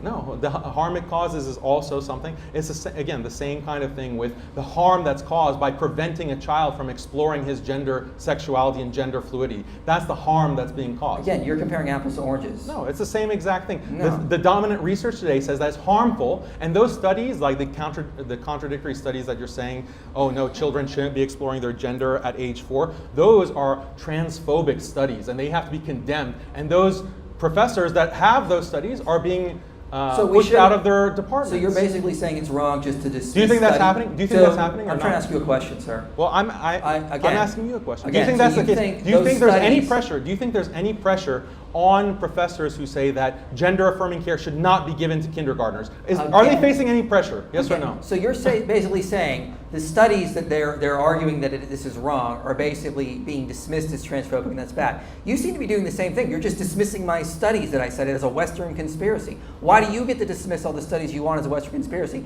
but it's bad to dismiss other studies as transphobic? No, I'm not dismissing those studies. I'm just showing the dynamics within these kinds of departments, within universities, and what you're describing as a conspiracy. Yeah, conspiracies do happen. Things that are socially taboo, like right now there's a new social taboo that you should not prohibit children from exploring their gender fluidity. That is the dominant status quo now, increasingly. And I'm saying that the status quo is sometimes very wrong. What? Just like there's been a status quo because of Western dominance against child marriage, minor marriage. The mere existence of a conspiracy. Someone like you prefers children to fornicate to their heart's content as opposed to get married. False dichotomy, sir. False dichotomy, so let's get that. You're trying to say the mere existence of a conspiracy. Like, you know, the moon landing is a conspiracy, and we all accept the moon landing happened. I mean, we know that's nonsense to deny the moon landing. We know just because there's a mere existence of a conspiracy is not evidence the conspiracy is true. You're just stating there's a conspiracy against child marriage. That doesn't make it magically the case that child marriage is okay. Just like we know the moon landing happened, right? No, I'm just citing, because you're making a big point about how there's no studies that show the benefits of child marriage. And right. I'm saying, yeah, no, duh, because it's something that is a stigma. It's something that's illegal. There are. If you look at the systematic reviews, there are outlier studies. So a lot of times these researchers, if you read a lot of the studies I cited, will say, yeah, there was like 15 studies that showed that child marriage correlates with intimate partner violence, and 1 found no correlation. So there are studies that always are outside of the outlier. For example, I could cite a meta-analysis right now on religiosity and depression. 444 studies. Okay, 6% actually show a positive correlation between religiosity and depression, but 6% is still the outlier.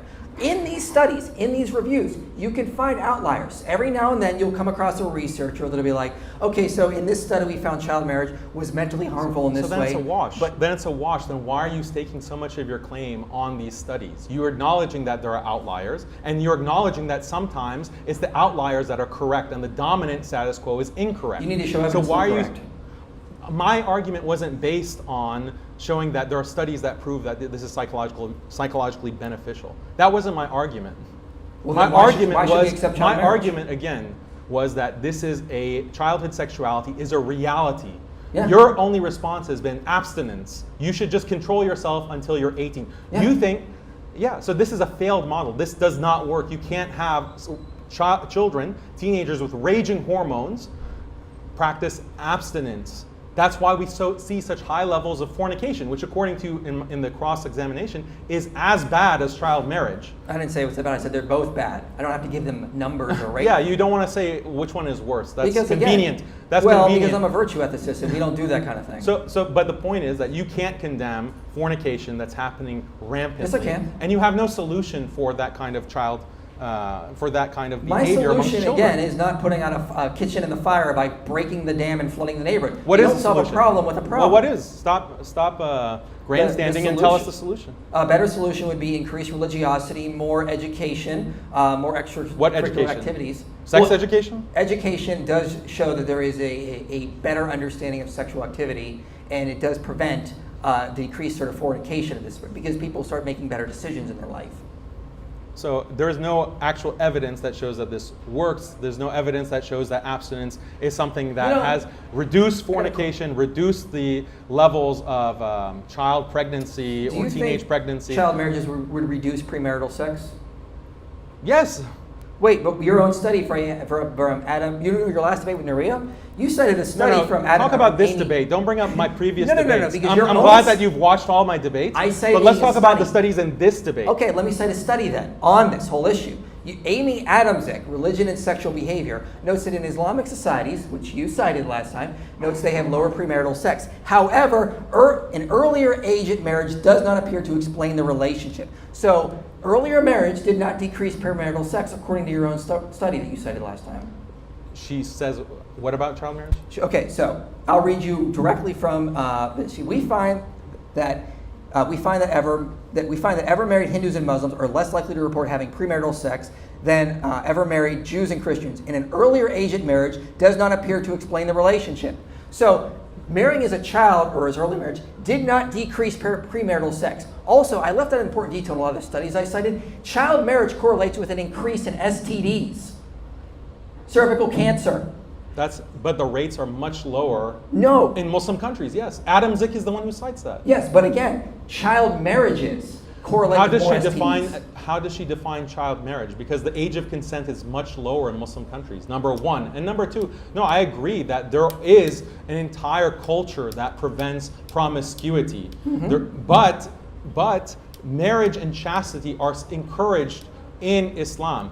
Gender roles are encouraged in Islam by law and by custom. But those things don't exist in the free liberal West, in this, the countries that are blessed by Protestant Christianity. So are you advocating the same kind of restrictions on gender mixing? Are you advocating for hijab? Are you advocating for all of these kinds of Islamic solutions to prevent the kind of child fornication that is so rampant in society? They said they didn't explain the relationship. My point is that early marriage, child marriage, did not cause a decrease in premarital sex. So you can have an Islamic society without early child marriage and still decrease it. You could have a Orthodox traditional Christian society with low premarital sex without encouraging child or minor marriage. Also, again, in the studies I cited in my opening statement, what comes up a lot is an increase in STDs among the relationships where one is a child. Typically the girl, because that's typically what happens. Child molestation, because it's stigmatized. STDs. Because marriage is stigmatized, so people are STDs diddling kids in the because closet. of child marriages. That's more promiscuity. Child marriages or child sex? Because you're saying you're equivocating. Child marriages. The studies I cited show that there is an increase in STDs when a child marriage, when a society is allowing for child marriage. Muslim countries? Sub-Saharan African countries, Bangladesh. Sub-Saharan. Bangladesh. Those are the ones they were looked at. Child marriage increases STDs. Bangladesh has extremely low STDs. Not among the child marriages. Also in India as well. What is the study? You're citing things that I've never heard before. Okay. That go contrary to all of this other evidence.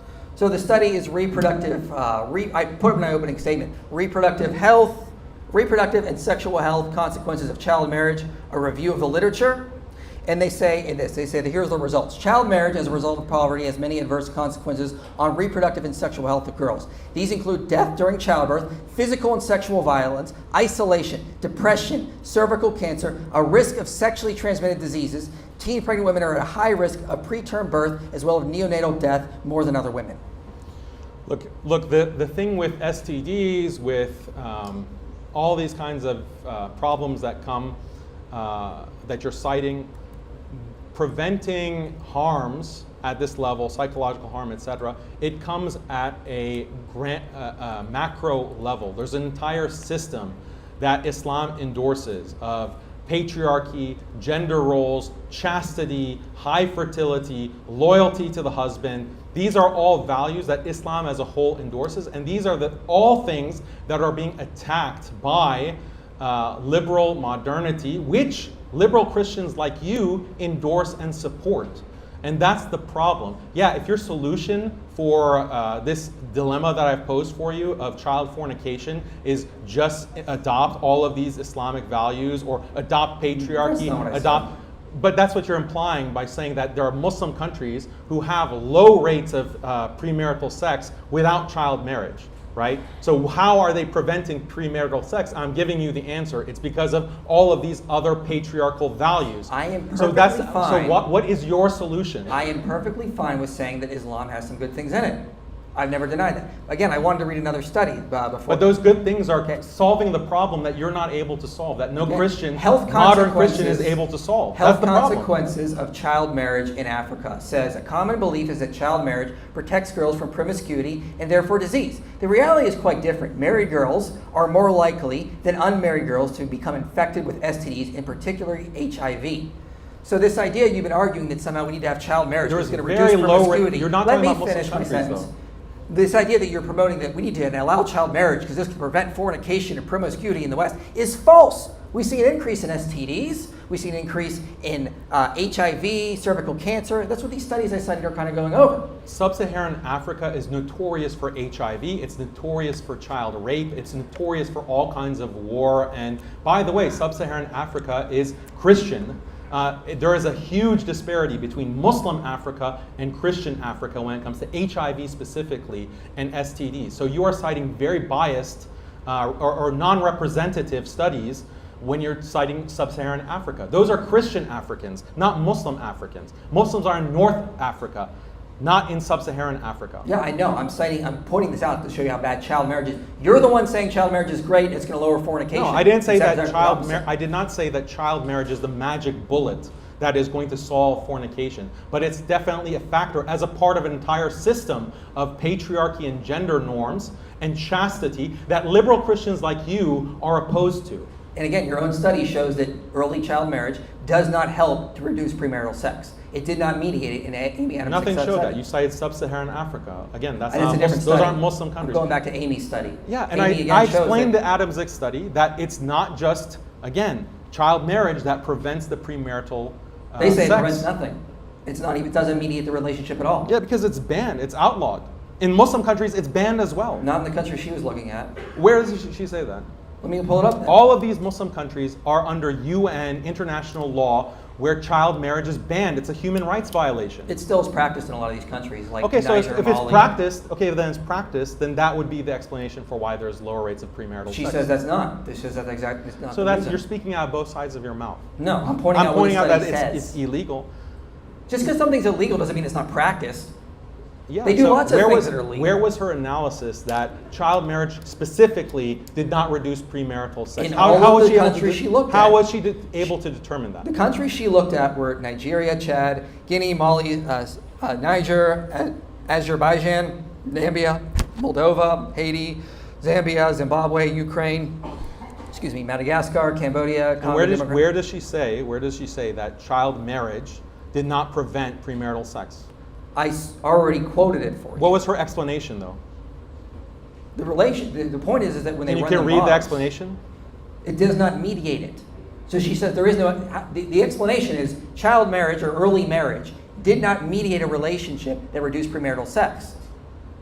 Where is she making a causal claim that it does not cause less premarital sex? That's what I'm looking for. Otherwise, it's just, again, descriptive. Yeah, that's what you have to do in these studies. You can't, even as you've admitted in your past debates, you can't necessarily find a causal link. Correlation does not it's mean it's causation. evidence You're of applying something. causation. You're saying that you're countering my argument by saying that, well, child marriage does not cause a lower rate of premarital sex. Yeah, and this is a study that shows evidence of that. She's saying that there's no correlation. She doesn't say anything about causation. She doesn't say anything about causation. She says correlation. Exactly. Yeah. But you're making a causal claim. I'm saying that's evidence, to use your own phrase. It's, like when you were It's debating Tom absence Jump. of evidence. Remember when you were debating Tom Jump, you said you don't believe in the harm principle, but the harm is evidence of something that is bad. Right. In these studies, this is evidence that once again doesn't mediate the relationship. No, you're saying that there's no cause between between child marriage and a decrease in premarital sex. I'm right? saying there's Is no that correct? relationship. I'm saying there's no relationship. There's no relationship. Okay. Yeah. So you're saying that this one study doesn't show a relationship, therefore there's no relationship. I'm saying there's no evidence of it. Okay. There's no evidence that you know of. Yeah, and you don't have any. You've not provided any. Right. So that my claim, Right, exactly. my claim to you was not regarding the evidence of that or not. My claim was provide a solution. Why? How can you reduce the rates of fornication that you're supposedly so much against? Increase religiosity, more education. Why don't you better just ban parenting. it? Why don't you just ban it? Why don't you just ban fornication? You're in favor of banning child marriage. So why can't you ban fornication for anyone not married? We do. You can't sleep with a minor. It's against the law. It's called statutory rape. No. Between 2 10-year-olds. Why can't 2 8-year-olds have sex? Are we going to throw 8-year-olds in prison because they can't even consent to each other? Is that your argument? No. Are you in favor of laws that ban 2 8-year-olds fornicating?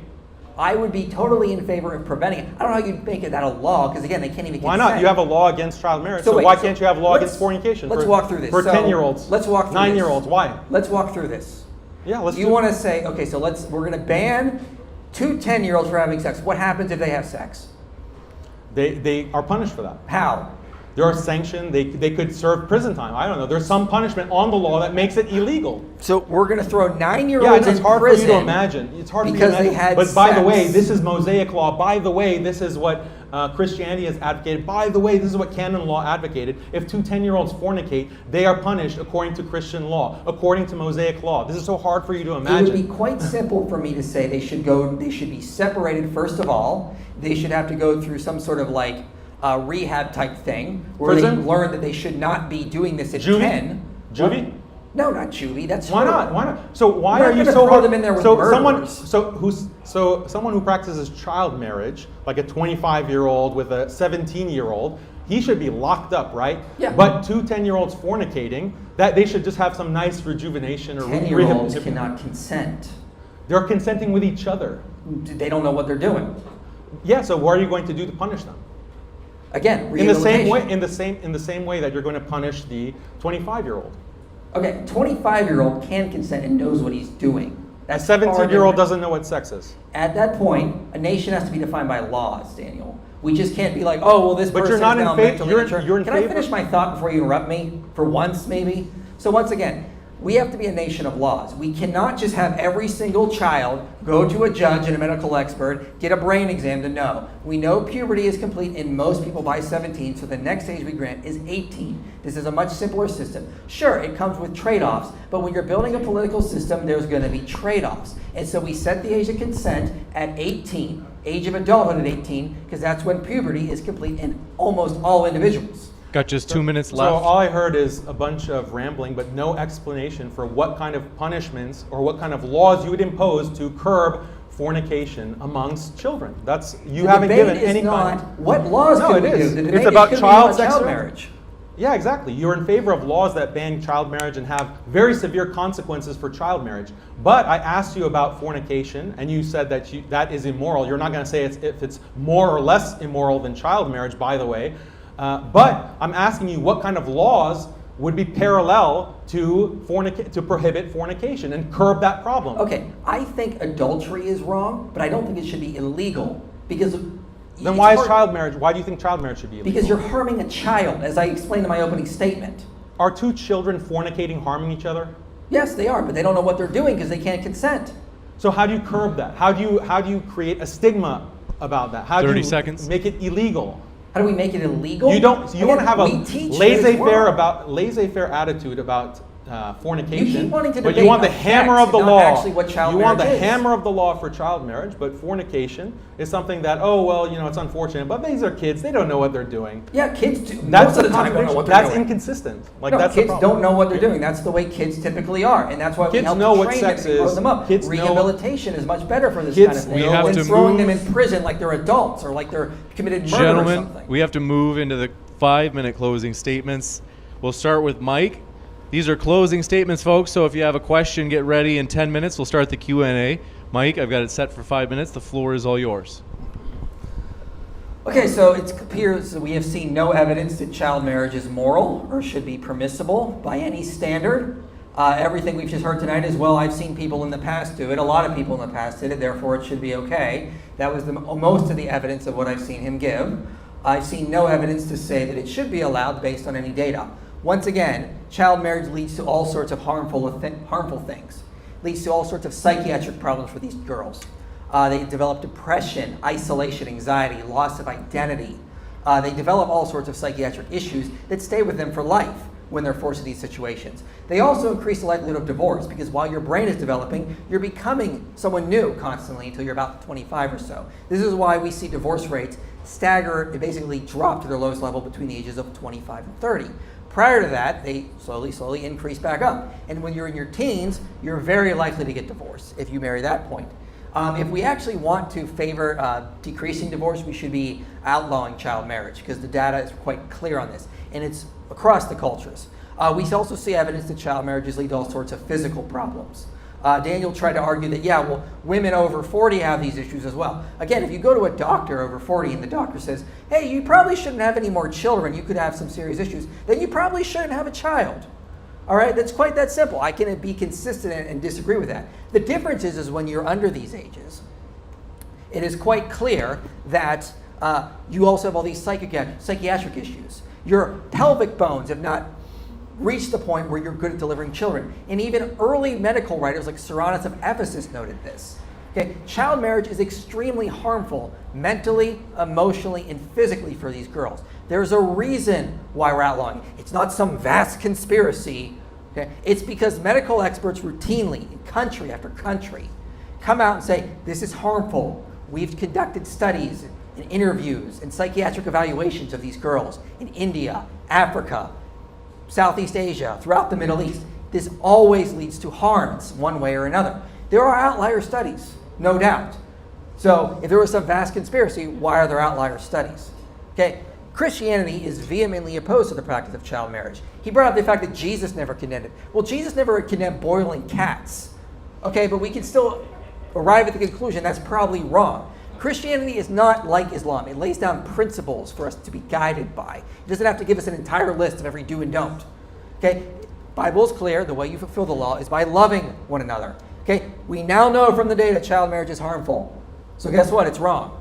And a Muslim should know about the fallacy of presentism. Just because people in the past may not have known how harmful it was, okay, just like they didn't know that using leeches to try to cure diseases was wrong, does not mean we necessarily condemn them. We can still say it was wrong, they just had a lack of information. Christianity, according to experts like Robert Woodbury, Tom Holland, Rodney Stark, is responsible for a ton of scientific, moral progress that has led us into the future. It's constantly saying, let's study the science, find out what's best for society. Okay, for some reason, when I'm debating Muslim apologists, they want to drag us back to the 7th century and leave us with the ethics there. Christianity wants to take us into the future, Islam wants to take us into the past. Now, I can agree there are a lot of harmful things about modern Western secular society. But we do not solve a problem with a worse problem. We're not going to replace the liberal dystopia we're in with Handmaid's Tale, Islam style. That would just be a worse or equally bad dystopia. Child marriage is harmful. And trying to solve problems in society, like kids sometimes fool around with each other, by instituting something we know to be intently and innately harmful, according to every expert, then that's not the solution. That would just be another problem we have to deal with. It's quite clear we have seen no evidence that child marriage increases virtue, helps young girls to flourish. It leads to all types of harm, all types of issues that ruin these girls for life. Any educated society will outlaw child marriages if you care about your population. You're not going to install a Handmaid's Tale dystopia where children are forced into these marriages, suffer from psychiatric problems, which they then pass on to their children. Because the evidence, once again, as I cited, shows that they lead to complications when raising their own children. There's a reason why every medical expert agrees with me up here and not with Daniel. The evidence is abundantly clear. And I barely scratched the surface. There are dozens of other studies I could have cited, but I don't have the time. There's just so much evidence that this is harmful. And we honestly should outlaw this around the world and start helping girls to flourish and live better lives, not forcing them into marriages where they're going to suffer immense harm. Thank you. Thank you very much. We'll go over to Daniel for his 5-minute closing as well. Daniel, the floor is all yours. Okay, so Mike is talking about, well, for 40-year-olds, older women, they should just ask their medical doctor to make sure it's safe. Well, why can't you say that for children as well? You can ask, you can have minor marriage, and before any consummation of the marriage, you ask the doctor, you have a full physical examination, and then you make sure by the medical professionals that it's physically safe. Then would you be in favor of it? In favor of child marriage, then would it be morally acceptable? Mike talks about psychological harm. Again, I cited studies showing that the psychological harm is due to a family environment, due to molestation, is due to other kinds of social stigma, and not due to the actual adult-minor relation. Emotional damage as well. Again, the status quo now is one where child marriage is stigmatized, minor marriage is stigmatized. There's no stigma with children fornicating. Why is there psychological damage in marriage if you have like a 20-year-old and a 17-year-old getting married, which Mike considers to be morally unacceptable? Why is that so emotionally damaging, but two 17-year-olds fornicating is just fine, or two 10-year-olds fornicating is just fine? What about, is it a surprise that there are no medical studies showing the emotional damage that comes with all kinds of sexual promiscuity, that comes with all kinds of behaviors that are socially sanctioned or socially acceptable in society? We don't find those kinds of studies in abundance. Why? Because it's determined by the culture. It's determined by the status quo. He also says that every medical expert agrees with his position. Well, every medical expert now is saying that gender-affirming care for kindergartners is something that's important. And if you prohibit gender-affirming care, then that is psychologically harmful for children, and it causes emotional damage for children. So again, all of these studies that Mike has cited, it just takes a very little bit of analysis to show that they're full of holes, and they don't support the overall contention of the debate on whether child marriage or minor marriage is morally acceptable. Mike also talks about Jesus never condemning boiling cats. Boiling cats wasn't an accepted, widespread practice in the time of Jesus, but child marriage was, and child marriage was sanctioned by the Jewish rabbinic authorities at that time. Nowhere does he condemn that. Nowhere does he even come close to making an explicit statement condemning it. So overall, Mike did not give us a solution for childhood sexuality and all of these children fornicating. He hasn't proposed any outlet for these raging hormones starting from children at age 8 or 9. Did Mike explain how attitudes towards child marriage radically shifted in the last 300 years? No. Did Mike explain why Jesus didn't condemn the child marriage that was rampant in his time? No. Did Mike explain why the Bible never comes close to condemning child marriage, and in many cases actually seems to command it? No. Mike has failed on all of these points. Overall, my opponent has refused to answer some of the very basic questions on this topic, and his overall approach is full of inconsistencies.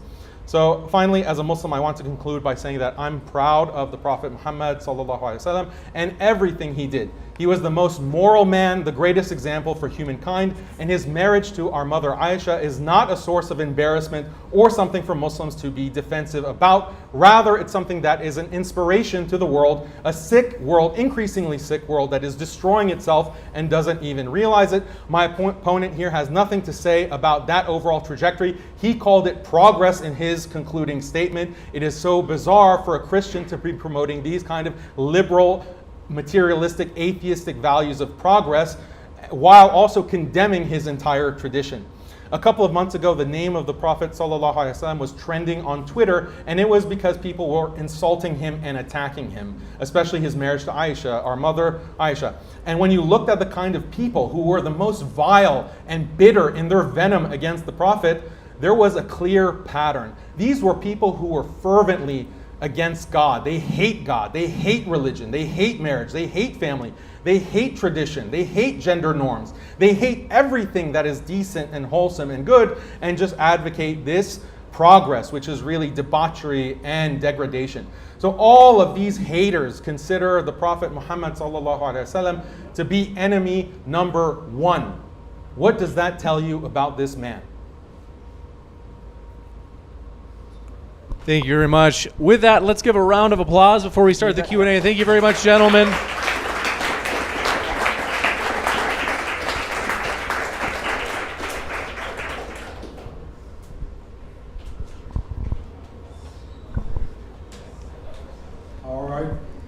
Alrighty, ladies and gentlemen, if you'll queue up here for the Q&A, reminder again, please hold the microphone close to your mouth. I will hold the microphone with the cord for the stream. You will hold the microphone for in here. Keep it close to your mouth.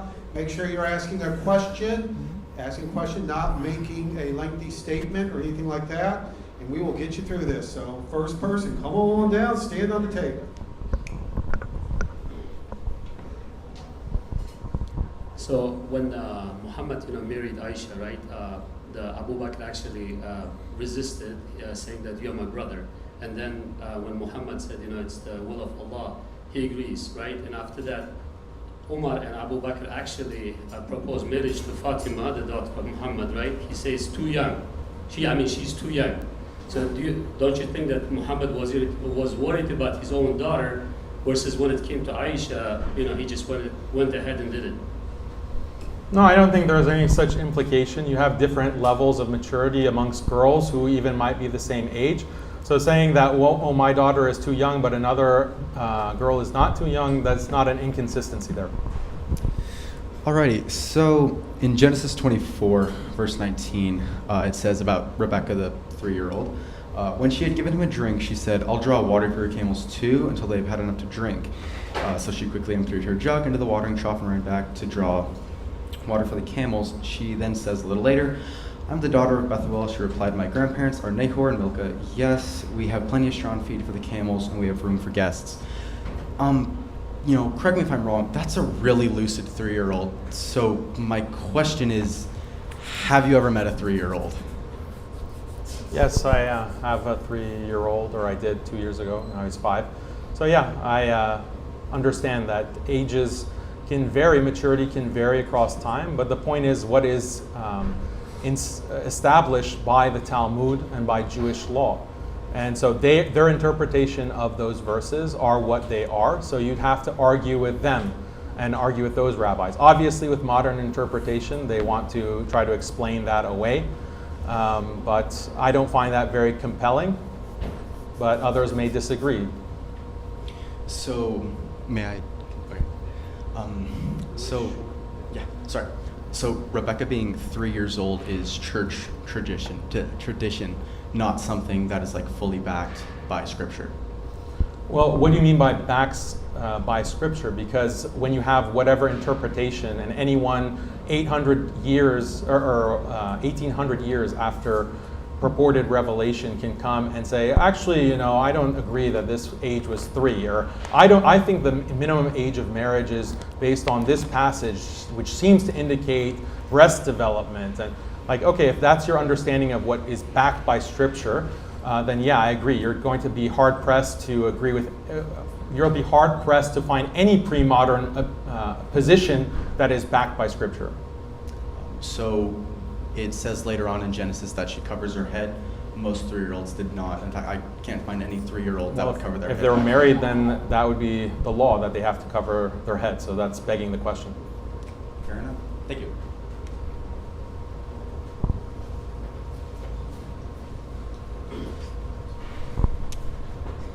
My question, so I have similar questions to Daniel and Mike. To Daniel, as one of the evils you mentioned that are brought about by the lack of child marriage was masturbation, and I specifically want to ask about non-porn masturbation. So you seem to imply that non-porn masturbation is sort of clearly worse than child marriage, and it's an evil that must be eradicated by child marriage. I'd like you to expand on that point, if I got it correctly. And for Mike, similar question. I'm assuming you're also against non-porn masturbation in adolescence. So my question is, the dominant literature on that would probably be that non-porn masturbation is not harmful at all. So why can you disagree with the scientific consensus on that subject completely and yet rely on it so much when it comes to child marriage? Go ahead. I need a mic. Oh. Yeah, so in Christianity, we believe there are different types of sins. There are sins that harm others. There are sins that harm yourself or your own spirituality, I would say that's more of a sin that harms your own spirituality, as it directs you more to focusing on women as objects in a lot of ways. But no, it doesn't harm others. I mean, that doesn't mean necessarily is good either. I mean, using Daniel's own criteria that he used in his debate with Tom Jump, harm is evidence that something is bad. And so child marriage is severely harmful, much more than masturbation, as we can see from the data. And so that should why it should be abolished. But again, there are things that can be harmful, like lying. I don't think that, if I lie to David or something, I don't think I should be thrown in prison for something like that. I don't think, adulterers should be thrown in prison necessarily, even though I think it's wrong. So there's different types of sins, different things that are wrong. I would just say that child marriage is just, as Jesus talked about, a greater sin at times. So yeah, that's your answer. No, I think that the solution, as I mentioned, I think what I said is completely consistent, that marriage is better. And even for my own children, according to what is the minimum age in our locality, I want them to get married as early as possible. I want them to get married, I have boys, and I want them to get married in their teenage years if possible, because masturbation is something that has incredible amount of harm. Psychological harm, emotional harm. These are things that Mike is blissfully unaware of, because his understanding of what is harmful is just dictated by liberal morality that is enshrined within a very liberal scientific establishment. So that's why he's kind of has this blind spot for things that his own religion condemns as extremely harmful, like masturbation, but is just taking up the mantle for child marriage, even though the Bible that he claims to advocate for condones it. So, I mean, this is an inconsistency in his position, not an inconsistency in my position. I think that getting married as a teenager is much better than masturbating, whether with pornography or without it. Why, if I may ask? And I'll leave after that. Why do you think It's that? harmful. It's spiritually harmful. It's psychologically harmful. It's emotionally harmful. Question for both. So let's imagine that we have a society with Sharia, and would you guys say that it would be productive for a society to actually do that? Like, wouldn't there be more possibility for a harmful situation? Let's say like there's a lot of stranded kids that are orphans. They're not in an orphanage. Like they're just out there, and if we sexualize children, wouldn't that just make it much more plausible that sexual abuse would happen, which we do see in Islamic places? And wouldn't these you're trying to keep it, for example, inside of marriage, but you believe in muta. For the audience, muta is a short-term marriage where people can marry for, let's say, like 2 days or a very short period of time, and then instead of prostitution, they just do a very short marriage. So would you like, for example, your kids to be married in muta with a 52-year-old? Yeah, so muta, what was it? The first question? Can you was come what? back? I'm Sorry. confused on the question, I'm too. confused on the question. What was the first question? Sorry. So the first question was on what will be the implications in society if we would accept Sharia and Islam and fully accept it in our society. What will be the consequences on whether more children will possibly be harmed if we sexualize them?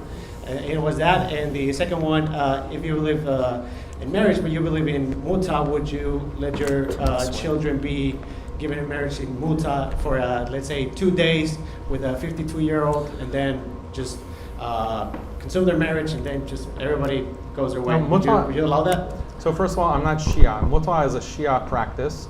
But for the sake of argument, let's say that you do have muta marriage as something acceptable. It's still not something that happens with like a 2-year-old, as you said in your question.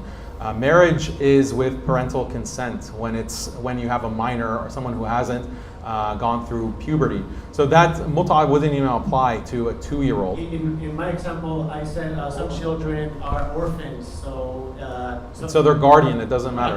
Their guardian or parent or guardian. Not in an orphanage, so they're just stranded kids in some Islamic states. There's a lot of pedophilia in some Islamic states of kids that don't have parents. No, so that would just having sex with a child. Can they marry if they don't have any legal? You're just adding more questions. So the thing is that the kind of sex that's allowed is only within the bounds of marriage or concubinage. So that's something that does not, you can't mix that with muta. Muta is a different practice and it's for Shia, not for Sunnis. And the second question, so yeah, you'd have more child marriage, and so there would be less of these kinds of degenerate practices that we find with children fornicating right, left, and center. And the second question, yeah, so I think I answered both questions. So Mike presented a whole bunch of evidence that child marriage was harmful, specifically physically. Do you disagree with those at all? I explained in my in the rebuttal, I explained that there is a likelihood or a chance of harm in any kind of sexual interaction. So, for example, mortality. Yeah, there is slightly higher mortality for children if they're having sex at, say, age 10. That's happening regardless without marriage. No one seems to have a problem with 10-year-olds fornicating. It's only a problem if if the person that they're fornicating with is 1 day over 18 as opposed to 1 day younger than 18. So you and Mike, you have no problem, or especially you as an atheist, have no problem with a 17-year-old fornicating with a 10-year-old. It's legal. You're not advocating for that to be illegal. The thing is that 17-year-old is below the age of... Okay, change a 13-year-old with a 10-year-old. Like, it's not illegal. They're within the age of consent. So statutory rape is when you're over the age of consent, having sex with someone under the age of consent. High schoolers, you can have a high schooler, a senior, fornicating with a freshman. It's not illegal. So people need to get familiar with the law. The thing is that you have that kind of fornication that is completely allowed, that's completely permissible within the law, and you atheists have no objection to it. If you want to talk about likelihood of medical harm, there's all kinds of medical harm associated with homosexuality. With sodomy, there's all kinds of harm associated with this gender-affirming care. There's all kinds of harm associated with women over a certain age having sex. You have no kind of condemnation or moral argument that because of this likelihood of harm, those should all be banned, those should all be considered unacceptable. You have nothing to say about those kinds of sexual practices that have medical harm because you're not actually guided. Your morality is not guided by an objective evaluation of health and harm. It's just determined by these social stigmas, by a liberal status quo that has been created in the past 300 years. All right, as a reminder to the audience, please keep your comments to yourself unless you're up here at the microphone. If you want to ask a question or debate it, come up and ask a short and pithy question that they can answer. Do not do it from the audience. When it comes to the marriage of a very young girl, does the girl's consent matter at all, or is it only her father's? So there is the parent giving consent. So within certain schools of thought, if she comes of puberty and then she decides that she does not want to stay in the marriage, then some schools of thought within Islamic law give her the option to leave that marriage. It's a complicated legal scenario, but yeah. So I mean, I don't have like a position that I'm saying this is the Islamic position. I'm just saying that within Islam, there's a diversity amongst the classical scholars on that specific issue. So I'm not going to comment on Islamic law. I just All want to right, comment on folks. something in general. We're a little bit over All right, yeah. time, so what we're going to do is we're going to get to that intermission, and then we'll come back with our final debate. We want to give one final applause. Thanks so much, Mike and Daniel. It's been a true pleasure.